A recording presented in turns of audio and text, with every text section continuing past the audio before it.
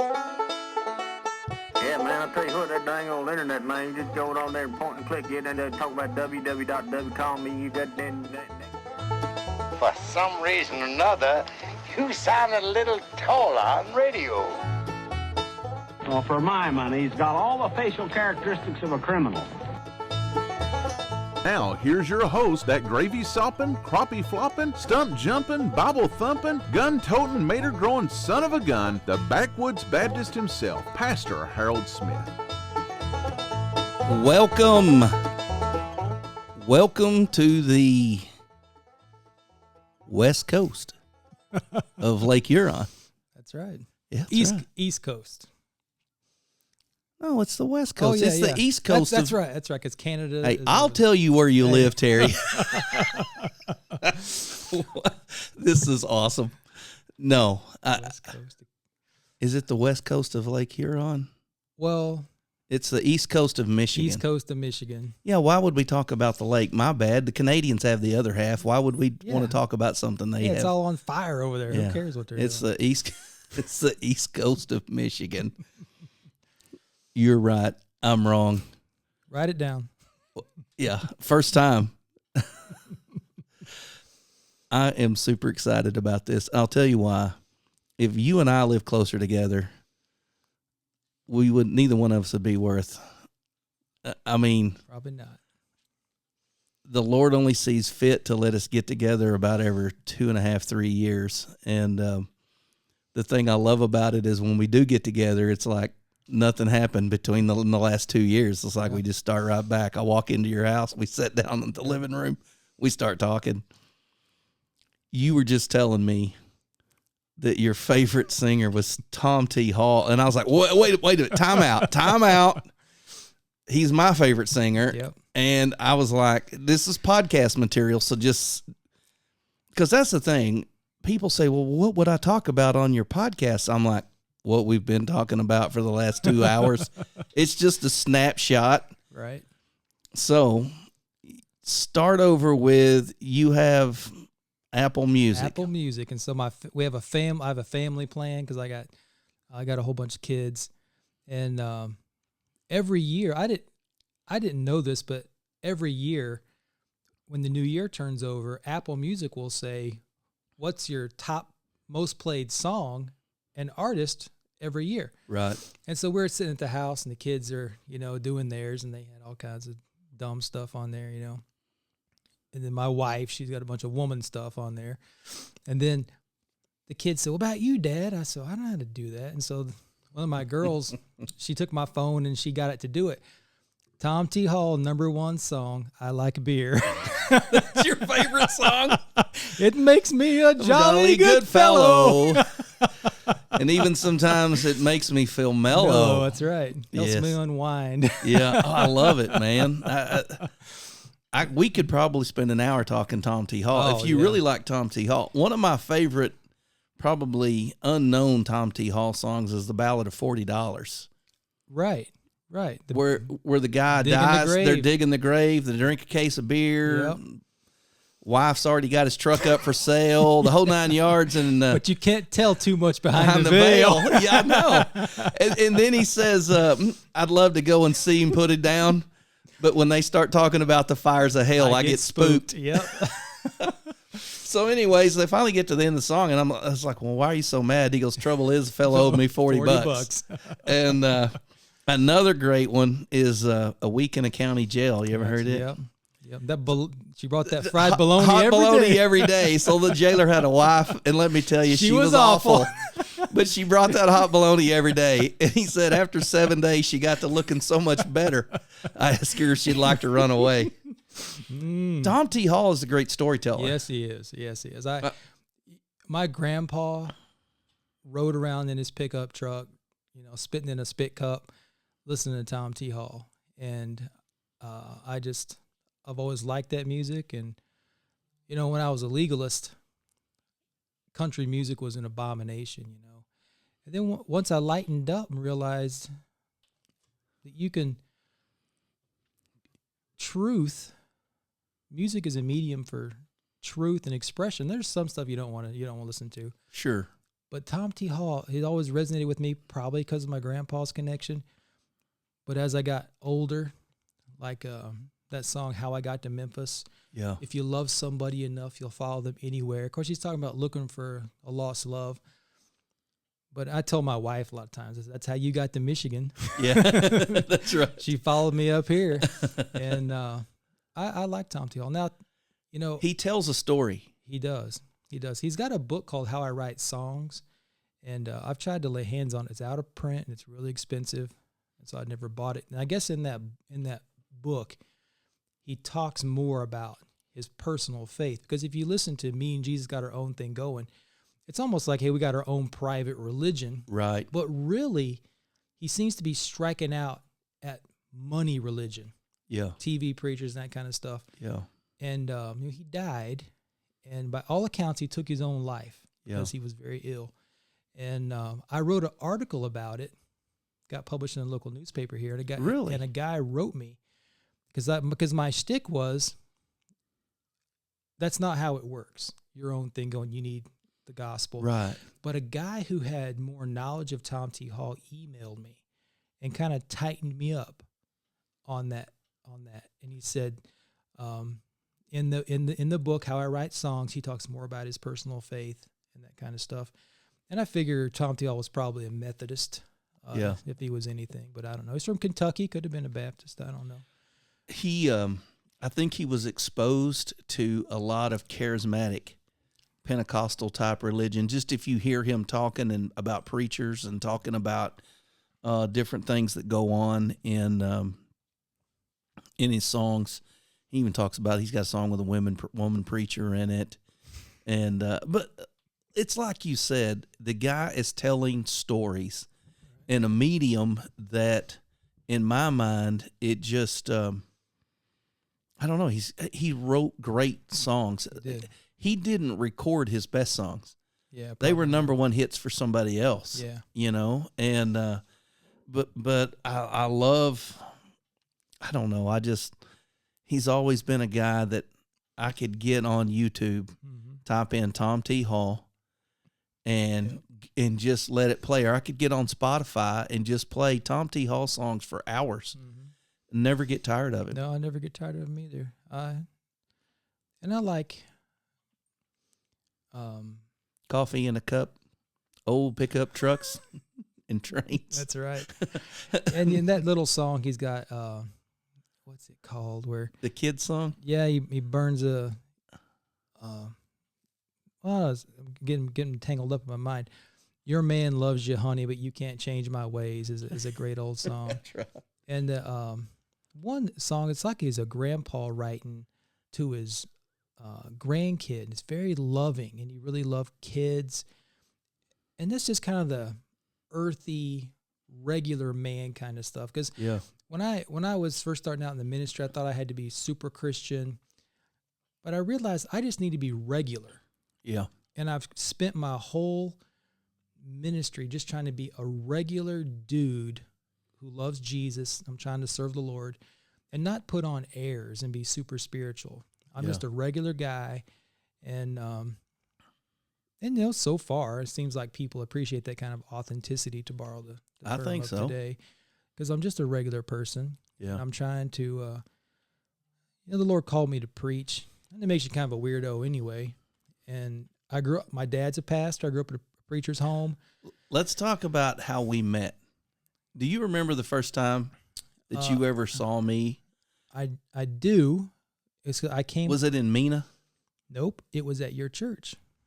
When you came to the Preachers of Grace conference? The very first time I came up there all by myself. I think David Bain had told me, David Bain had come to Lawton, and he told me about you. Asked me if I'd ever heard the Spurgeon of the Ozarks. And I said, well, no. And so I listened to a couple of your sermons. And then I found out about the Preachers of Grace conference. I came up, was all by myself. And I think that was the year Jordan Hall just turned up and preached. Yeah. And you walked by, because I had to contact you to get a hotel room because you guys put us up. Yeah. And then you walked past and said hello to me, and you handed me a gas card for Walmart gas or something. Yeah. And that's the first time I remember seeing you. We didn't talk. I actually talked to Rodney Holt that day. I apologize outside. for not talking to you. Well, it was a busy time for me. I wasn't upset about it because I've hosted some conferences, and it's busy, a lot of moving parts and food and guest speakers. And then I came back a second time. You brought your daughter. I brought my daughter. Yeah. Brought my daughter Leslie, who just moved to Arkansas. Yeah. Same girl. Yeah. I remember you coming both years, but I remember meeting you in Mena at Lakeview Baptist Church. No way. But I guess I didn't leave much of an impression on you. Yeah, I don't remember that at all. Oh, was that the guy was a guy preached there from Glenwood? Glenwood, Kevin Arkansas? Smead? Kevin Smead. Kevin preached. First time I heard anybody say simul just et peccator. I don't remember. Was him. Kevin Smead preached there, I think. I don't remember if you were there. I just remember, the reason I remember, and you probably don't remember meeting me, but I remember meeting you, was we had a track in the front of our church from Forestdale Keener of Lawton, Oklahoma. And I didn't know nothing about Forrest Keener, and I called him up. I just called the church. I'd read this article online, and I thought, oh, man, I'd really like to print that. And somebody was just telling me they were getting sued for printing something that they didn't write or something. Mm-hmm. So I thought, well, I'll just call this number. Well, this old man answers the phone. And I was like, could I speak to Pastor Keener? This is him. I said, hey, I read this article online. What's it about? And I told him it's the doctrine of falling away. Yeah. And I was like, there's no, it was basically reproving people that think you're losing your salvation. Right. And I said, I'd like to print that in our church. And he said, well, I wrote it, but I didn't publish it, so I can't really give you permission. But I can tell you this, if you're giving it to lost people, nobody's going to get mad about it. Right. So I printed it and put it in the front. And so I never knew him. And then at Lakeview in Mena, I think the only person I knew there was Kevin Smead. Okay. And I went down there. Maybe Bruce Short was there. I don't remember somebody. Bruce Short was there. I remember talking to Bruce. Okay. Bruce is the one that told me about it. I might have preached there. I don't think I preached there. You would have remembered. Yeah, probably. It was so. Probably Kevin and somebody else. Yeah, there was a guy from who later came and pastored Lakeview who was in Nashville. He was a softball coach at Nashville. James Spradlin. James Spradlin, that's right. James is now at Bowles, Arkansas. Really? Yeah, Bowles Baptist, sure is. Is James there and preached? That's right. It was James and then Kevin Smead. And then I can't remember that old guy's name, was a pastor there. Been there a long time. Yeah, I know you're talking about. I can see his face. Yep, and he was, he was a sweet old man. He was a very kind, gracious man. Yeah, very gracious old man. He was amillennial. Yeah. And he was the first one of those that you had ever encountered? I'd ever run into. You were like, so they do exist. Yeah. And actually on my computer in there, he wrote kind of a doctrinal statement called Why I Believe Things the Way I Do. I wish I could remember his name. Yeah. It'll come to us at some point. I think he's probably passed on. Oh, he has. Yeah, he's passed on. He passed away a few years ago. So I remember, they were saying all the preachers, if you're a pastor, raise your hand, and you were like, you stood up and said, Terry Basham, blah, blah, blah, blah, blah, Lawton, Oklahoma. And I was like, that's where Forrest Keener was. Yep. And you were like, yeah, he died. I'm the next pastor there. Yep. And same church anyway. So I started talking to you, and obviously you weren't that impressed. I don't remember that at all. Yeah. That might have been why I snubbed you your first year at Preachers of Grace. I'm like, I'll show him. That guy wouldn't talk to me in Mena. Karma. Yeah. I don't remember that. But we used to have 50 to 60 preachers there. Right. There was a lot of folks there. And we put everybody up in their own motel room. We give them all their meals and a stack of books to take back. I stayed up that night and read. There was a book you guys gave away by Zanchius on predestination, and I stayed up. I read that whole book that night. Wow! Because I hadn't read anything along those lines. That was given to us by Jeffrey Johnson down at Free Grace Press. Okay. When it was still ran out of his garage. Oh yeah. Now I met Jeffrey. he came over and preached at Sherwood Baptist Church in Newcastle, and that was one of our sister churches. Paul Brown was the pastor there, but Paul went to Thailand and he got killed on a motorcycle. Yeah. Killed over there. And that's Jeff gave me a copy of his book, The Fatal Flaw of Infant baptism or pedal baptism. Yeah. Excellent book. I really enjoyed that book a lot. And we gave that book away one year. Yeah, and I gave it to a friend of mine whose son pastors a big Presbyterian church in Tulsa, and who went to Dallas Baptist University. Yeah. Went to Southwestern, and then became Presbyterian. And, how does that happen? Are they earmarked? Are they predestined before the foundation of the world to go down that path? It's an excellent question. I've never really talked to everyone I've ever had the chance to it. talk to that was like Baptist and they just went Presbyterian. They just start talking about how bad the Southern Baptist Convention was. And I think it may be, and I don't want to say that these guys are just pendulum swing. Yeah. But I can see how Southern Baptists would push you to say this ain't the way. Yeah. This guy had been an assistant pastor at Prestonwood Baptist Church. Oh yeah, that's a big one. He was a youth minister there. That could have been part of it, because people do tend to overcorrect. Yeah, you know, like my parents, they became Christians in the mid '70s, early '70s. And my dad was a Merle Haggard, Illinois country boy kind of guy. My mom was a hippie. And when they both got born again, they came into that 1970s fundamental Baptist churches. You know, they're flamethrowers for Jesus. And I think he didn't burn all them old Merle Haggard albums, did he? He probably did. My dad was when I was a kid growing up. We did have some burning services. People bring their stuff, and that was big when I was little. Women burn their pants, burn their. Them bell bottoms are bringing $25 at the resale shelf. They had them.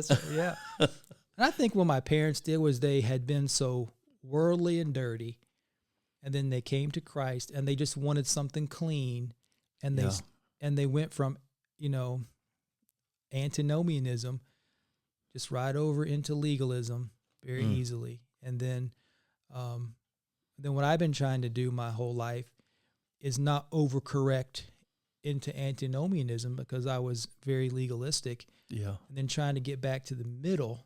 And by the Lord's grace, I started pastoring a church, my first church in Texas. And I started reading theology there. Now I went to Bible college in Arkansas, but it was not very theological. It was more methodology. It was because of Jack Hyles type church. Yeah, this is how you're going to win them. You're going to fill your church by door-to-door evangelism, right? And bus routes. Exactly. And even as my journey into Doctrines of Grace, I maintained my evangelistic work, knocking on doors, talking to people, trying to win souls. I know Proverbs 11:30 probably has a different meaning. He that winneth souls is wise. Yep. So I've tried. Anyway, I've had quite a trajectory of stuff, but I didn't really get caught up in any extremes, and I attribute it just to reading the Bible. Yeah. Because the one thing I appreciate about growing up independent, fundamental, temperamental, sin-hating, devil-fighting Baptist was nobody ever said, put a question mark over God's word. And so let God be true and every man a liar. So every little trend compared to what the Bible actually says. And the Bible, it'll keep, if you're following the Bible, you're going to be okay. And you can test these things. Yeah. Because I was so tempted when I was in Texas. I was a friend of mine, an independent Baptist evangelist from Michigan. He had sent me a sermon by Paris Reedhead called 10 Shekels in a Shirt. And he said, listen to this sermon. And it really blew my mind, some of the things he was talking about in there. Them heathens don't need a missionary. They don't want. They said they don't want God. They're lost. I want you to know this, because these podcasts are being recorded rather rapidly in the month of August. Mm-hmm. They're being released 5 days apart just so people can consume them. Right. This is about the third time 10 shekels in a shirt has been mentioned on this podcast. Way. Yes. And I think it was on sermonaudio.com. And sermon audio, I can remember the guy knocked on my door and asked me if I wanted high-speed internet as an introductory rate. And I said, yeah, sign us up. Because we had dial-up. Yeah, right. You know, this was the real stuff. And people sent me, that guy sent me email. It was a link to sermon audio. And when I started listening to sermon audio, I just felt my soul kind of soaking up that kind of preaching. And I found on there a bunch of sermons by Ian Paisley from Northern Ireland. They were biographical sermons about John Calvin, John Knox, and John Huss, however you say his name. Yeah. And I listened to those, and Paisley said John Calvin was a soul winner, and he was evangelistic. And I thought, Calvinism is anti-evangelism. That's what's killing these churches. Yeah. And so I started listening to that, and I had an interesting experience in soul winning, because I knocked every door in my town in Burnet, Texas. If you're out there, I still love you. And I knocked on every door. That's next year's world tour. We're going to Burnet, Texas. Burn it, darn it, learn it. North of Austin. And I knocked on every door in town, and I led 80 people to make a profession of faith at their doors. Wow. But I couldn't get any of them to come to church. Not a one. Now, I don't know. I want to think that they all made a real conscious decision to believe in the Lord Jesus Christ. I mean, but I talked with people, prayed with people, but I couldn't get anybody to come to my church. And I didn't know that my church had a lot of negative baggage in the community, because the deacons had kept that from me. Yeah. They love us down here in Burnet. Yeah, about the scandals they had. But I finally got every door in town, and so I started going out into the outlying communities, because I thought, I'm going to tap on every door in the county. Were you wearing a suit and tie doing this? No. Oh. I was wearing... Well, you didn't have a touch of God on you, Terry.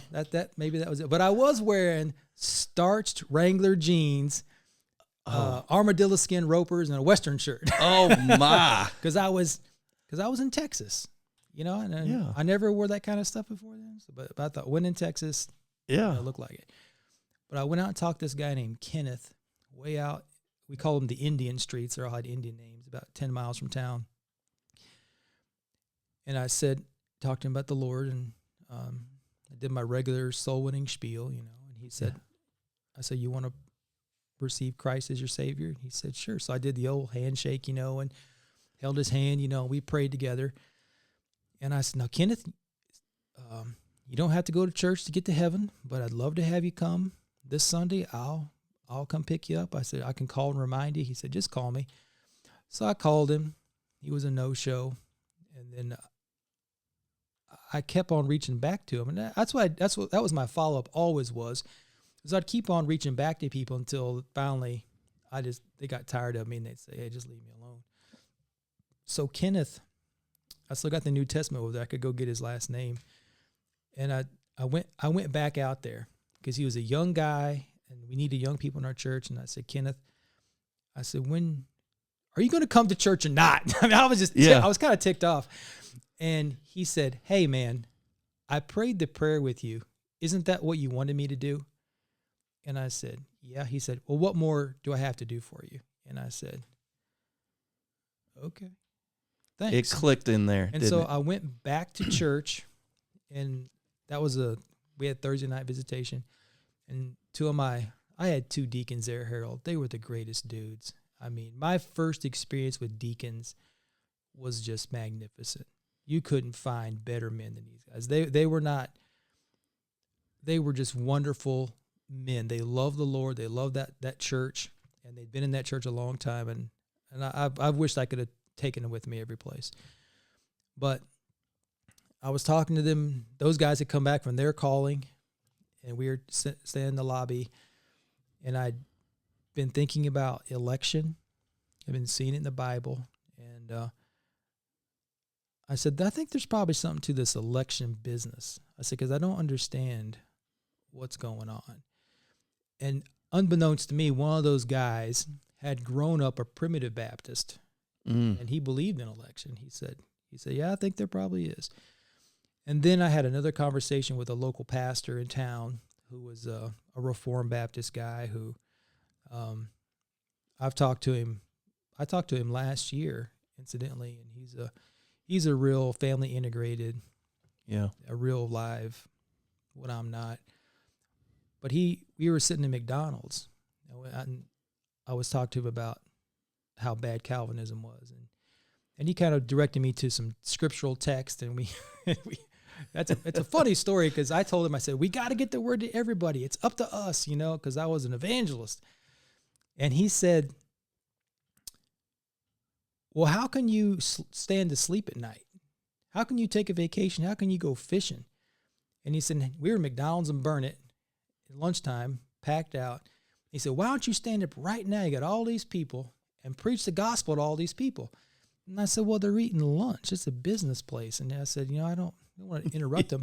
He said, if he said, they're going to be in hell tomorrow if you don't preach now. Yeah. And I thought, well, so then that got me on a trajectory. Then I decided I wasn't going to read anything about Calvinism. I just started reading the Bible and worked my way through Romans and Ephesians. And by the time I was done, I believed in election. I hadn't worked out all the other stuff. But listen to Ian Paisley, because all the Calvinists that I knew, because we had primitive Baptists in our town. Yeah. I called them and talked to them, and they did not believe in evangelism. They believed in a free offer. And Ian Paisley's group, I saw them online. They were evangelistic. They were traditional, and they really had zeal for souls. Yeah. And I really came very close to applying with them to get into the ministry through them. I would have had to go back to seminary to do that. But I just couldn't. You wanted so bad to find a group that was true to the Bible and not to just some little sect, but that still had a desire and a passion for souls. But the thing I couldn't, they kind of leave it up to the individual pastors about baptism, but still it was infant baptism. I just couldn't find that anywhere in the Bible. I mean, I've told people this for years. If there were one text in the Bible that said, and they baptized the child, or that they poured water on the child, or anything, I would have went into Calvinism, or not, but the Presbyterianism. Yeah. But I just couldn't see it, and then I moved. It was just a really. I remember laying in bed one night. I told my wife, Valerie. I said, Valerie, I got something to tell you. She said, what? And I said, I think Calvinism is true. And boy, howdy. It was World War III. Because she had grown up. Both of her brother and sister went to Hyles Anderson. She grew up in the Hyles world. Calvinism is a wicked heresy. And once I showed her from the Bible and convinced her that the Calvinism, Doctrine of Grace, I don't know, whatever you want to call it, was what the Bible taught. Once I convinced her, I felt like I've just won my greatest victory of my whole life. I didn't know that she thought we were going to get a divorce because she couldn't be married to a heretic. She couldn't raise her kids with an apostate for a father. And but the Lord has been so good to me, Harold. I've pastored 4 churches. I've had incredibly challenging times. I've been called a white Obama in a church business meeting. Oh, wow. Wow. I've had very tough times as a pastor. Many of those things caused by me because of bad judgment. But the Lord's people have been so good to me overall. Yeah. I recommend being a pastor to every man who's willing to get out there and serve the Lord. And if there is, I'm not really sure anymore that there is that mystical call to preach. I think there is because that's the tradition I grew up in. I know you have to have some sense of divine calling. You have to have a desire. That's what it says. If any man desire the office. Yeah, of course. The ESV uses a slightly different word, aspire, an aspiration, and then it follows it with desire. But that comes from God. And a guy has to know the Lord's called him to that work. But the Lord has been so good to me. I've been young. I'm getting old. And I know the Lord I've enjoyed being a pastor. I've enjoyed working with people, God's people. The local church, it can be so wonderful. Sure. But before you can have wonderful, you often have to have unpleasant stuff. Yeah. And it's just, I was in Arkansas. I went through a real tough time there for 5 years. And so you went from Texas to Arkansas? Yeah, I went to Texas, pastor for 3 years. And then what led to you leaving there? You discovered grace? And they said, get out of here, heretic, before we... No. What happened was... I mean, you don't have to say why you left. It was just... I don't mind telling. I'm not trying to get you to tell the gory details. No, there's no details to it. I was pastoring my church in Texas, small church, 25, 30 people. I lived in the parsonage, and I was... See, I think it's interesting that your church was 25 or 30 people, and you led 80 people to the Lord. Yeah, me too. Well, no, I say how'd that. You get them, when you were saying that, there was a fundamental church that went in, an independent King James fundamental church that went in near our home. I mean, 15 minutes from my house. They would get on their Facebook page and just repeatedly brag at how many people they'd led to the Lord this week. 30 got saved at Bible school. Mm-hmm. And in my mind, I'm like, it's kind of like the church in the book of Acts. I'm like, all right, 3,000, 5,000, daily, a great number of the priesthood. I'm like, this is a big church in Jerusalem. And it was. Mm-hmm.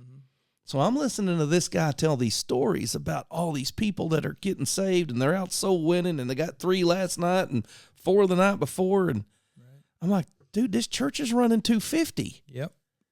And then I ran into someone, and they told me they went to church there. And I said, Mike, where do they all sit? And they started laughing, and they go, what do you mean? I'm like, how are they fitting in there? And I was serious. I wasn't being sarcastic. And he said, well, man, there ain't but about 20 of us. Mm-hmm. And I thought, well, you had more than that saved at Vacation Bible School. Yep. And they're like, well, yeah, but only like 2 or 3 came back and got baptized. Yep. And so when they started telling me that, I was like, okay, something's wrong here. Yeah. I went through the, when I learned to be a soul winner was in college, and they taught us basically salesmanship evangelism. Yeah. You're when I became a salesman later on in life, you had to draw the net, close the deal, ask for the sale. You had to close. I heard Jack Hiles on a cassette tape say, I learned how to be a soul winner as a door-to-door vacuum cleaner salesman. Yep. I heard him say that. Yeah, I heard him say that too. And so that's the kind of evangelism it was. And I want to say all those people were saved. And I'm sure some of them were not saved. And here's my theological conundrum. I still have this conundrum. No man can confess Jesus as Lord but by the Holy Spirit. Mm-hmm. And those people were actually confessing Christ as Lord. So there's a part of me that says, okay, they couldn't do that unless it was by the Holy Spirit. So it has to be a category that potentially they got saved. But I couldn't get them to come to my church. Now, I know some of those people went to other churches in town because they called their grandma and said, Grandma, I just got saved, and come go to church with me, because that happens. And so I think, but they didn't come to my church for whatever reason. Right. And but I left Texas to go to Arkansas because I was like Lot. I was pastoring my church, having a pretty good time, good people, having success for me, and a traveling evangelist called me up and said, Terry, there's a church in Hope, Arkansas, needs a good pastor. And he said, I told him about you. He said, they're probably going to call you. And so I drove up there on a Friday night from Central Texas to Hope, met with them. And Harold, when I drove on the property, I fell in love. It was a little brick building with white pillars out front. Oh, wow. Those big old pine trees. Yeah. Green Bermuda grass everywhere. Big old parsonage up You were coming out of the desert, and you were looking down there at Sodom, all lush exactly and green. Right. I was like, it's a well-watered plain up there, baby. And I went home and told Valerie about it. We went back up there and preached, and the Lord took us up there. I say providence is in the rearview mirror. I can see the Lord's hand. Oh yeah, He took you there for a reason. And I call Hope, Arkansas my graduate degree. 5 years of really very difficult ministry there. Every sermon it was like preaching in combat all the time. I was preaching I switched to preaching full manuscripts. I was preaching fourth draft full manuscripts because I wanted to be tight and be right because of the conflict. I wanted to be sure I was right where the Bible was and all that stuff. And the conflict was doctrinal sometimes. A lot of times it was personality. Yeah. In fact, the church had a big split when I went there. And when I went there, all the people who left in the split came back, but the people who were in the church who stayed were mad at the people who left in the split, and they came back and they wanted to all come make apologies, and I couldn't get them to heal. And then the church split again, just the opposite way. And then I made some bad leadership decisions there, and it cost me some people. But it was a weird church. Our chapel would hold 80 people. I'd lose 20. I'd have 20 new ones in 2 weeks. Really? It was crazy. And then right before I left to go to Oklahoma, because I wanted to go to a Doctrines of Grace church, the church was on an upswing. We had young families in the church. Church was growing. And I wanted to go to a church that was more where you had freedom to preach what you believed without. Well, I didn't worry about that at Arkansas, because that church, it was a nice old church. They had no bylaws, no constitution. Holy smokes, this is like an Acts church. No statement of faith. This is Acts 28 ministry. Yeah, they just had, in the back on the wall, they had the 15 fundamentals. That's what they believed. Oh. And they weren't landmark, because there are landmark people all around that part of the country. And I'm just going to say, Harold, most of my problem there was me not working with people, not handling people right. Yeah. Because you have, in a big old field, you'll have a big rock, and you got a lot of farmers plow around it their whole life and don't fool with it. But, I thought I need that ground. So I got me some dynamite and dug at the bottom of it and blew it out, and just caused myself a lot of heartache. Sure. And I think we've all dynamited a few stumps we shouldn't have. Yeah, that's what I did. And and that's normal. And it's learning. That's learning. It's learning. And I think if a pastor can't look back and go, man, when I was here, I did this wrong. And here's why, Terry. I say that because the fact that you can look back and go, man, I could have handled that better. Yeah. I know a lot of guys that are like, I've never been anywhere but dumps. I've always done it right. God's just handed me one mess after another. And I'm like, the only thing in common with every mess you've ever been in is you. That's right. And I can look back at every church I've ever been a part of, whether it was an interim pastorate or whether I was pastoring there. Even, I've said it many times, I was at Lee Creek for over a decade, 14 years. There were a whole lot of weaknesses that I created in the church because it was a weakness in me. Yep, that's right. Just didn't know any better. Mm-hmm. And yep. Now I was gonna get this picture out of my office and show it to you, but because I heard you talk about the sword of the Lord going down to Murfreesboro. The church I pastored in Arkansas, they had a long history of having sword of the Lord pastors or sword of the Lord people come and preach there. And Curtis Hudson preached there. Really? Rice preached there. Wow. Through the years. Tom Malone preached there. Oh, he's my hero. Of all the fundamentalists, the preacher from Pontiac's always my favorite. He's a very interesting man.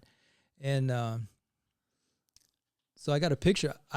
I went to a Sword of the Lord conference in Walkertown, North Carolina, because my sister-in-law used to go to that church out there where Bobby Robertson was at. Yeah. So we went out there on vacation. I went to the Sword Conference, and I went there the first day wearing jeans and a T-shirt, sat on the front row. And, nobody talked to me. Everybody's left me alone. Nobody bothered me. I went back in the evening to the nighttime services, and I put on my black suit and was all duded up.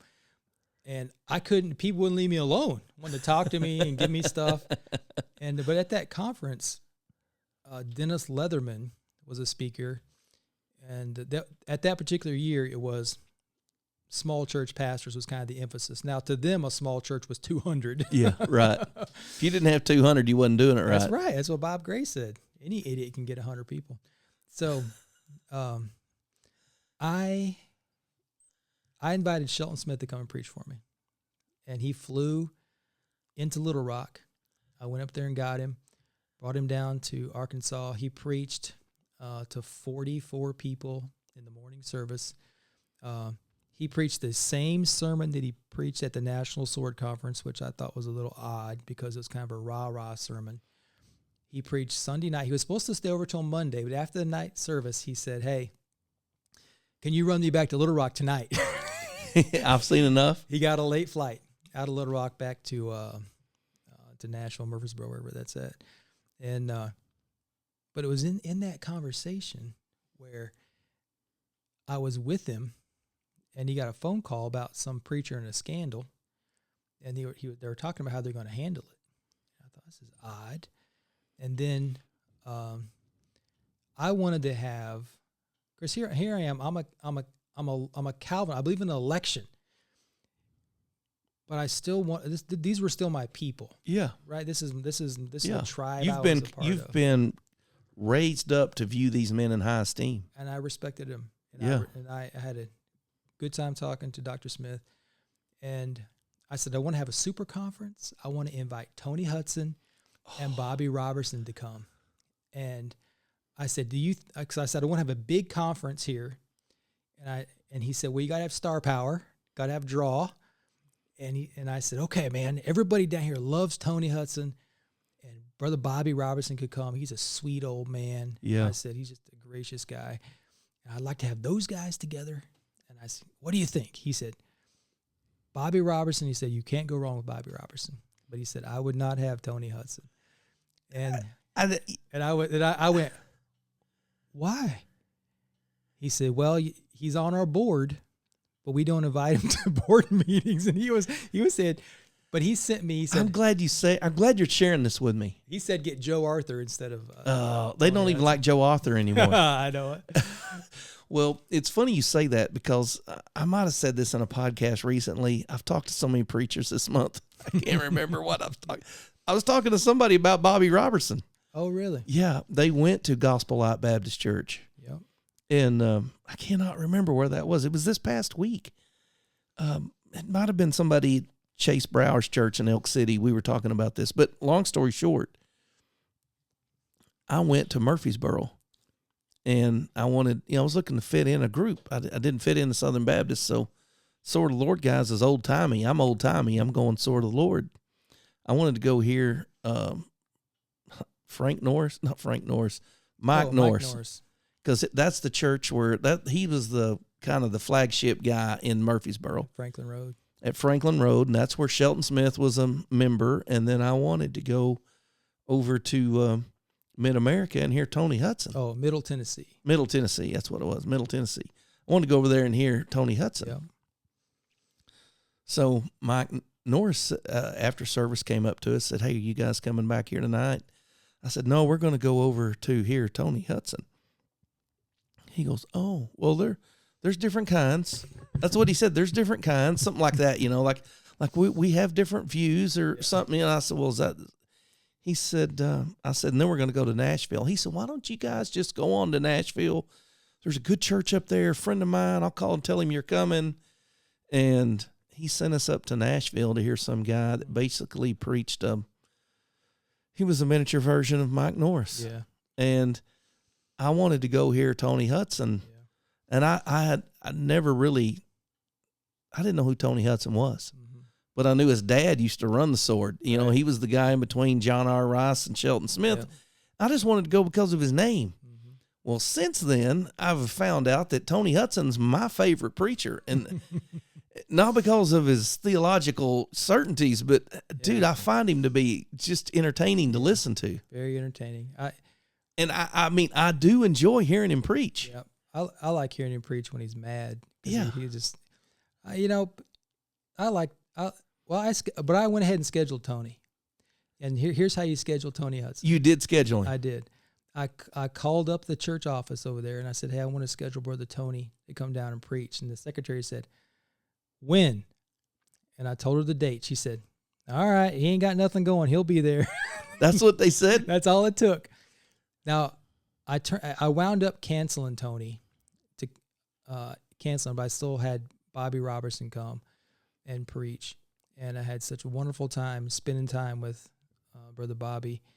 And I've heard him preach sermons. I've never heard him in real life. Yeah, he's a story. Something happens with old preachers. Sometimes they get to storytelling. He told lots of stories. But the reason I canceled Tony was I was in a bad time in the church, and I didn't want to ruffle any feathers. Yeah, Tony would have ruffled feathers. And so I figured he's liable to call some lady fat or tell somebody. Yeah. And so I didn't have Tony come. Was Bobby very like pastoral with you and give you wisdom and? Yeah, I talked to him and he said, Terry, he said, it's a good little church you got here, man. He said, we're doing a good thing. And we were riding to the airport and he said, I said, how do you make it? As long as you've been in the preaching business, how do you make it? And he had a nervous breakdown when he was young. He had a lot of difficulties. And he said, well, Terry, you gotta really let it get into your heart. And I said, Brother Bobby, I feel like if I let it get down into my heart, I'll be out of the ministry. And he said, I never thought about that. That's hilarious. Well, we had great talks. He was just there 2 days, and you mine what you can from people, and sure, it's like Curtis Hudson gave me the best advice. Not Curtis Hudson, Shelton Smith. I said, what should I focus on as a pastor? And he said, you gotta preach, you gotta be a witness, and he said you gotta go to the hospital to see people. And really that's some of the three best pieces of advice I got. Yeah. As far as pastoral ministry, because you got to go see people in the hospital. You got to try to get a pastor can got to get cut off from everybody. Yeah. You got to really, not everybody is bookish. I like to read, and I could stay in that office 30 hours a day, and I like that kind of stuff. But you get cut off from people. Yeah. And you got to manufacture your own. Either you go knock on doors, or you make friends with people, and I make friends with people. I knock on doors, try to get the word out about Christ, because this, the lost people aren't knocking down the doors to get in here. So you want to be a Calvinist, and you want to be evangelistic, and I think we were talking about this earlier, or maybe it was John Shearhart and I were talking about this earlier. The Reformed Baptist, I just don't know any that are really that evangelistic. Mm-mm. I mean, I know a few guys that are evangelistic and they say they're Reformed Baptists. I'm like, no, you're not. Yeah. When I went to Oklahoma, I took over Brother Keener's old church. Now, Brother Keener he'd been gone from there 10 years when I went there. Wow. And I must have talked to him right before he passed. He died. Well, he was still alive. He moved to Oklahoma City. That's right.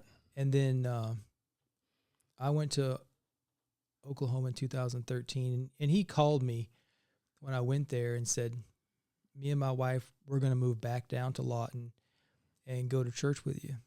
Because we got some family down there who's not in church. We want to try to get to them and get them back in the church. And I told him, I said, Brother Keener, I said, I'd love to have you. I said, but it'll be hard preaching to Moses. Yeah, no kidding. Every Sunday. I said, so I'm nervous about that. I just to be up front. And he said, Terry, I've listened to your sermons online. He said, you have a good spirit. We're not going to have a problem. And I said, well, Brother Keener, I said, if you want to come down and join up with us and serve the Lord, I said, that's fine. And then the Lord was kind to me, he took Brother Keener on home. Yeah. Because that was, and Brother Keener cast such a big shadow over that church that I disagreed with Brother Keener on many things we agreed on, but I never, if I agreed with Brother Keener on something, I would say, me and Brother Keener are right on track together right here.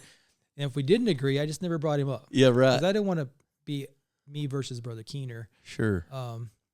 You know, I pastored that church 9 years, and then I decided I wanted to get completely out of the independent, fundamental, premillennial, temperamental, sin-hating, King James only.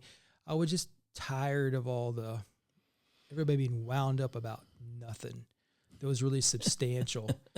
And everybody just fighting each other instead of the devil. I would go to these Sovereign Grace preachers conferences, and because that's what don't throw me under the bus. Well, not your conference, but the ones that the local fellowship of guys. Yeah. And they were, what are we mad about this year? well, they would have conferences against somebody.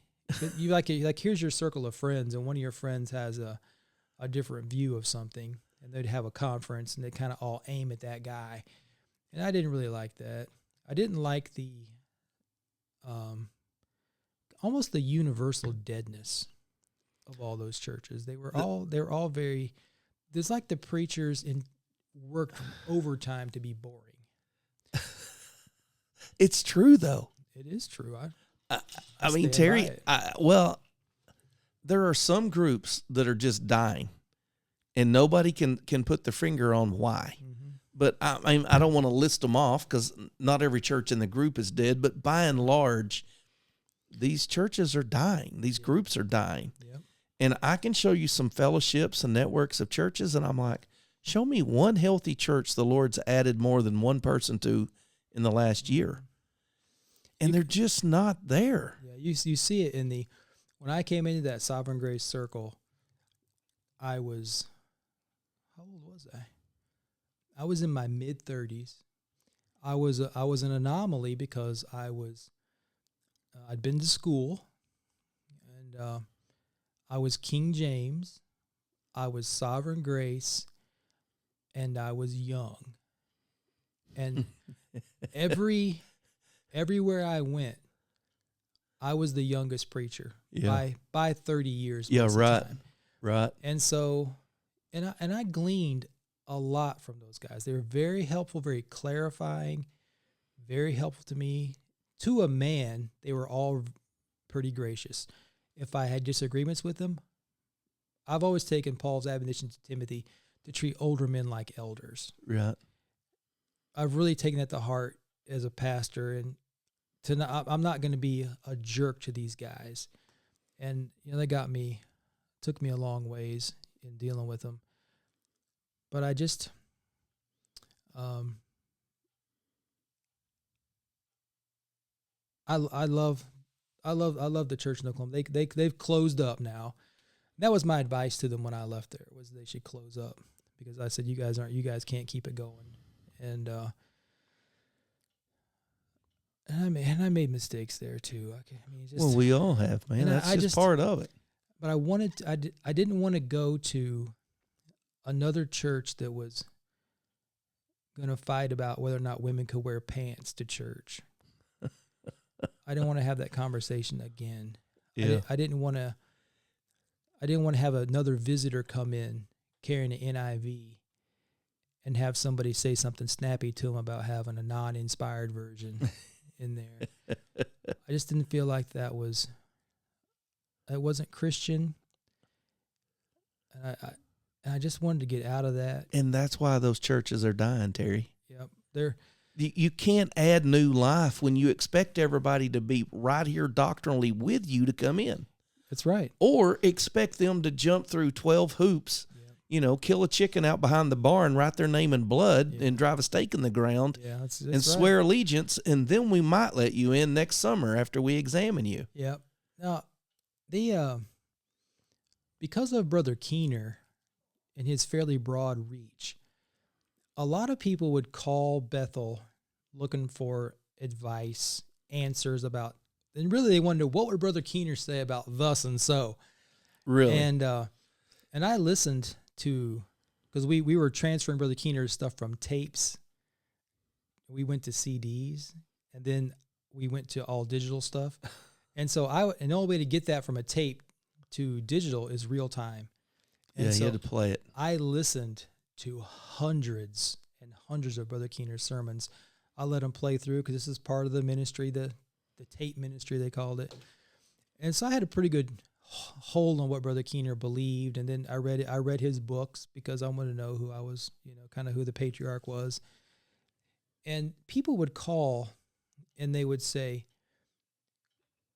you're the only church that I could ever go to, but they're 12 hours away. Yeah. And I would say, why don't you just go to a church in your town? They say, well, there are no good churches in my town. Yeah.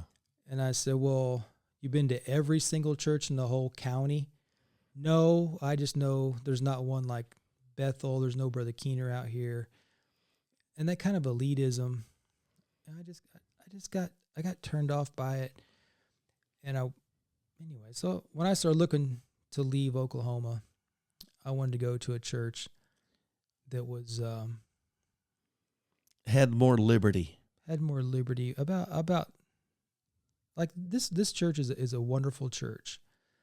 No, wait a minute. We're like 55 minutes in. Yep. They don't even know what town we're in and what church you pastor, because we started off on Tom T. That's Hall, and then we got to talking about how we met, and I snubbed you the first time you remember meeting me, and you snubbed me the first time that's why neither one of us could really remember how we met. That's interesting. So anyways, I'm pastor of Faith Baptist Church in Cheboygan, Michigan, 15 miles from the Mackinac Bridge. on the west side of Lake Huron, or the east coast of on the east coast Michigan. of Michigan. You're right up. I tell people you're like on the ring finger of the glove of the mitten. Yeah, we're the tip of the mitten. Yeah, the tip of the mitten. Yep, tip of the mitten. And this church is a good church. It's conservative. It's a GARBC church, General Association of Regular Baptist Churches, which is a usually very conservative northern group. Cal- Typically northern Midwest. Yep, it's only in the Midwest. They broke off from the Southern Baptist, or actually from the Northern Baptist Convention in the 30s. Very fundamental. The fellowship itself has had a lot of controversies through the year, but this church has nothing to do with it because it's way up here. The real power belt of the GRBC in Michigan is Grand Rapids, downstate. Detroit. I think they have a seminary in Detroit or something, don't they? No, they had a school for a long time in Grand Rapids called Grand Rapids Baptist Seminary. Now it's called Cornerstone. There's a Detroit Baptist Seminary, which is it's not connected with that group at all. Huh. But the church is not. You're not actively. You're not attending meetings. Well, technically, I am the northern rep I'm the tip of the mitt representative for they call it the Bridge Fellowship now, but there's only 8 churches up here, and they've been trying to get churches to see the benefit of the fellowship, but it's almost like the connection was allowed to lapse for so long that you can't be brought back.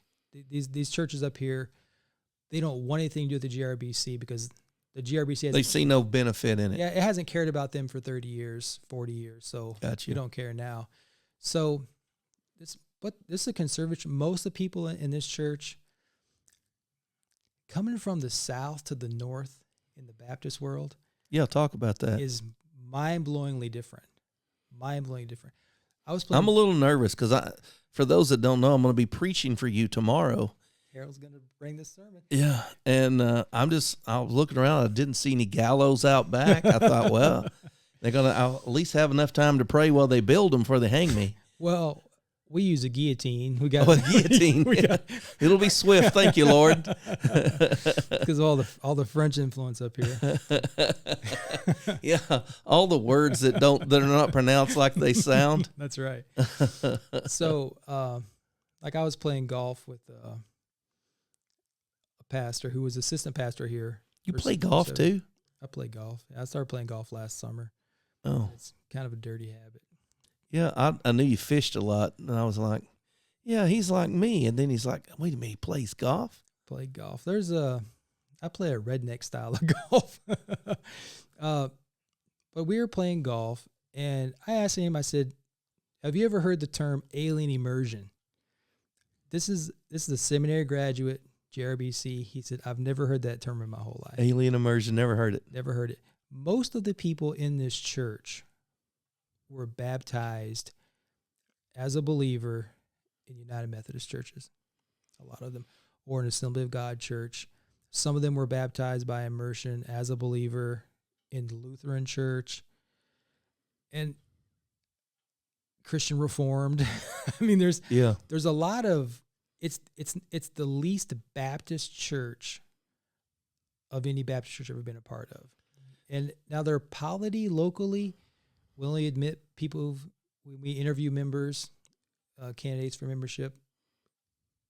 For years, the standard has been if they were baptized by immersion as a believer, regardless of who performed it, whatever authority. That's my personal position. And I agree with John Gill.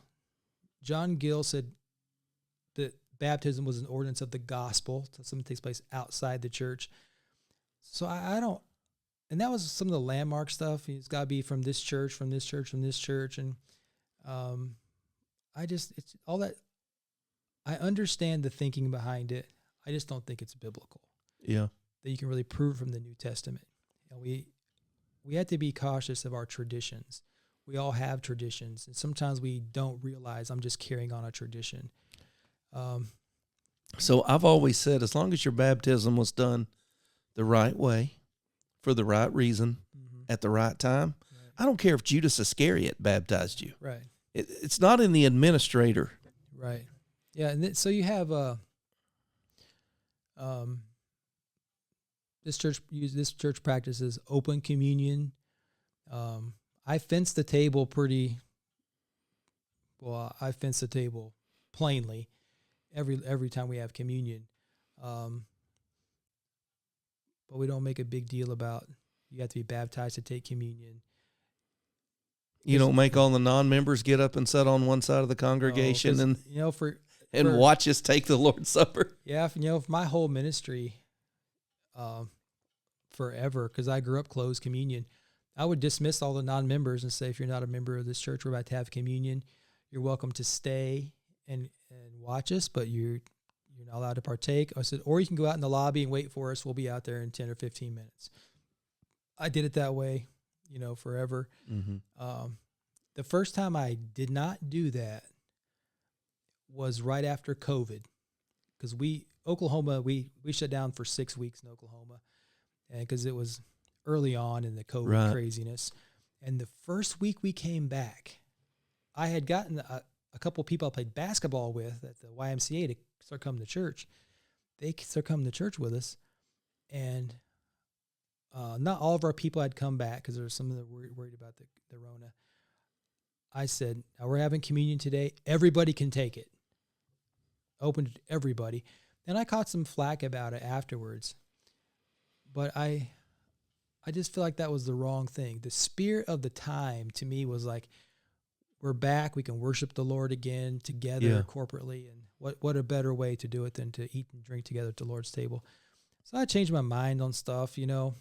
I talked to a lot of pastors who discover the doctrines of grace, and they start jettisoning all kinds of stuff. Their eschatology goes out the window. They sometimes they become Baptitarians, and they just go too far. Yeah. Because I say, not everything is polluted. You don't have to throw the baby out with the bathwater, and just they go to extremes. That's that overcorrection. Yeah. People go to extremes, and so. This is the great thing that I've discovered, Terry, and it's the reason why I have so many friends from so many stripes. There's not very many things that I will drop somebody over. Now, there are a few things that I will. Legalism is number one. Yeah. I'm just done with legalist. If you're engrossed in some kind of, I'm not talking about you got to jump over this water bottle to be saved. No, I'm talking about all the rules and burdens you lay on saved people to be doing it right. And so the fundamentalist, I mean, as much as I laugh and joke and watch Tony Hudson on YouTube every once in a while, I could never view him as my pastor, nor could I ever serve beside him in any kind of ministerial capacity. Yeah. He's too legalistic. Yep. But at the same time, if it works for you in Cheboygan and you've got Bible that you believe that it's not my goal to come up here and convince you that, oh, Terry, you're wrong. You simply haven't read enough. Yep. I have people tell me that all the time. Well, you just haven't studied enough. I'm like, dude, I'm never going to study enough. Yeah. I read on about a 5th grade level. So if it's deeper than 6th grade, I'm probably not grasping it. But here's the good thing I know. When I look at the church at Corinth, dude, I wouldn't join that church for nothing. If my wife and I were church shopping, I'm like, baby, that church at Corinth, that was wild. That's a crazy bunch. Paul says, hey, we're doing missions together. When I get there, have your offerings taken up so we can all travel together. Yeah. Appoint men. And I'm like, wow. Yep. That's a real church. Yeah, he respects them as a church. Okay, and that church was the gospel witness in Corinth. Yes. And people were getting saved under the ministry of that church. Right or wrong. Right or wrong. So if that's the case, and I'm close communion and you're open, I'm like, well, bless God up there in Cheboygan, them people, they got open communion, Pastor. Yeah. That's chicken feed. Yeah, it's that's secondary issues. Yeah. What's a lot of our conflicts, in my experience, because so where I went to college at and the church that I was ordained at, I used to preach they had a national conference. I preached there every year. I was invited back a lot. And when I kind of became persona non grata with them, it wasn't over anything substantive theologically. Hang on, you used a big word and you lost me. It wasn't over anything substantial. No, or important. Substantive. No, the persona non grata. Oh, it just means you no longer exist as a person. Oh, you lose face. So when you said you're no longer a thing to me, yeah. So it wasn't over anything important. It was all secondary stuff, and some of it third level stuff. Yeah. And that's just, I don't want to be that way with people. No. I mean, my best friend in Cheboygan is pastors the Assembly of God Church here in town. We do ministry together. We go to the public school up here, and one afternoon a month, the last hour of the day, we get the school, parents sign off on it. We get 80 kids down here who don't go to church, don't go to Sunday school, 80 kids from public school, 3rd, 4th, and 5th grade. We bring them right down here, give them 2 Oreo cookies and a glass of water, and Sam tells them a Bible story, acquainting them with God, big God, Christ, proclaims the gospel to these kids, and we do ministry like that together. He helps us with our live nativity. And he's an Arminian. He believes you can lose your salvation. We talk about it. We disagree, but he's my brother in Christ. Yeah. And we're doing something together to reach this community. And you just make enemies where you could have friends. Sure. So just in that friendship, he and I talk a lot about theology.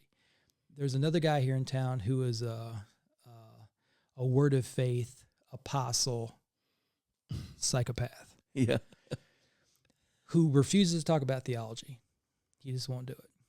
But I've talked to Sam so much about theology that I've actually watched him tighten it up on certain matters. Right. And he's told me, he said, Terry, I'm thinking differently about this than I have before because of our conversations. And that's a relationship and an influence I couldn't have if I just said, you're just a crazy tongue flapper. I want nothing to do with you. But we're both trying to follow God's word. And he's helped me. He has helped with any doctrine. But he's helped me with, given you a zeal, I bet. He's helped me deal with people, thinking about church situations better. He's been at that church 20 years. He's a pastor. We have so much in common. He's a pastor's kid. His father was a pastor up here for a long time, prison chaplain. There's an Assembly of God pastor that pastored up the road from me for years. And I was coming out of the bookstore the other day locking up, and he was coming out of the snow cone store. And he had, I'm trying to think, he had like 4 grandkids with him, okay? And I said, bring those grandkids in here and let them get a book. He's like, you ain't got nothing in there but Baptist books. And I said, I ain't got nothing but Christian books. And I don't think I had any Assembly of God authors in there. But his kids came in. But the books we have are not like the doctrine of baptism. Right. We have books on baptism, but the children's books are on, God made me this shape. Right. Or God has more colors. Right. And I'm like, it's not about you're a Baptist and I'm you're Assembly of God and I'm Baptist. Mm-hmm. But he's not saying that because he's like serious. He's just joking with me. Yeah. We've known each other for 20 years nearly. Right. We talk, we laugh, we cut up. He comes over there. He's looking around. He's like, I've seen this place. I didn't know it was yours. I didn't know you were the guy that put all this together. We have this great conversation. I don't see him all the time. Mm-hmm. But when I see him, it's a great cut up, laughing, joking time. And I don't beat him up, like you said, that he's a tongue flapper and, believes in falling away. And he doesn't beat me up, because of whatever. We respect each other. Yeah. And, we care about each other. And I get more hate mail, if you want to call it hate mail. I get more people commenting, texting, questioning if I recommend somebody that's not a Baptist. Mm-hmm. And I mean, it's like we were talking on the way over here. I said, I did a podcast recommending In Light of Eternity, the life of Ravenhill, Leonard Ravenhill.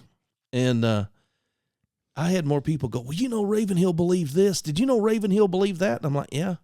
Well, you still recommended his biography. I'm like, dude, look at what George Whitefield believed. You still got Dallamore's 2 volumes set on your shelf. Yeah. I mean, really, if we're going to judge everybody by this Baptist standard, we got to throw away half of our bookshelf, and we got to throw away 2/3 of our songbook. Yeah. You'll have to deal with everybody's favorite John Bunyan. You'll have to deal with a very interesting person, a man who was a Baptist by conviction, but still had all of his children baptized as infants into the Church of England. Yep. Because he said it was a matter of conscience. If he had not had his children baptized, it affected their status as British citizens. Yep. And he said, I cannot make a decision about their conscience. I can't do it for them. So that's an interesting, because there's a guy who says, I do not believe in infant baptism, but for the sake of his children's future citizenship, they were baptized in the Church of England. Yep. You have Bunyan when he's he practiced open communion, open membership also in the church at Bedford. When he was in prison, he worked with Congregationalists, Presbyterians, and Independents. And then the Baptists. That's kind of your 4 groups. He applied for preaching. Of course, he went to prison for not having a license. While he's in prison, Harold, he applied for licenses to preach. Yep. At these different preaching stations and got them approved. He and I think there were 19 preaching stations in conjunction with Independents, Presbyterians, Congregationalists for the sake of the gospel working bigger. And then if you really want to delve into Bunyan's personal theology, he believes in election and people and reprobation, active reprobation. I mean, his theology is it's not.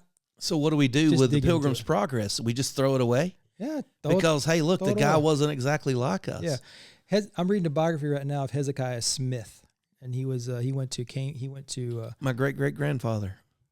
You might be related to him. There's so many Smiths, man. Our family tree looks like a honeysuckle vine. It just crisscrosses. This guy was a chaplain in the Revolutionary War. He started a Baptist church in Haverhill, Massachusetts. He was a part of the pioneering group to win tax exemption for Baptist, because in Massachusetts, they were taxed to pay pastors. That carried on to like the 1800s, I think. 1833, I think. Yeah.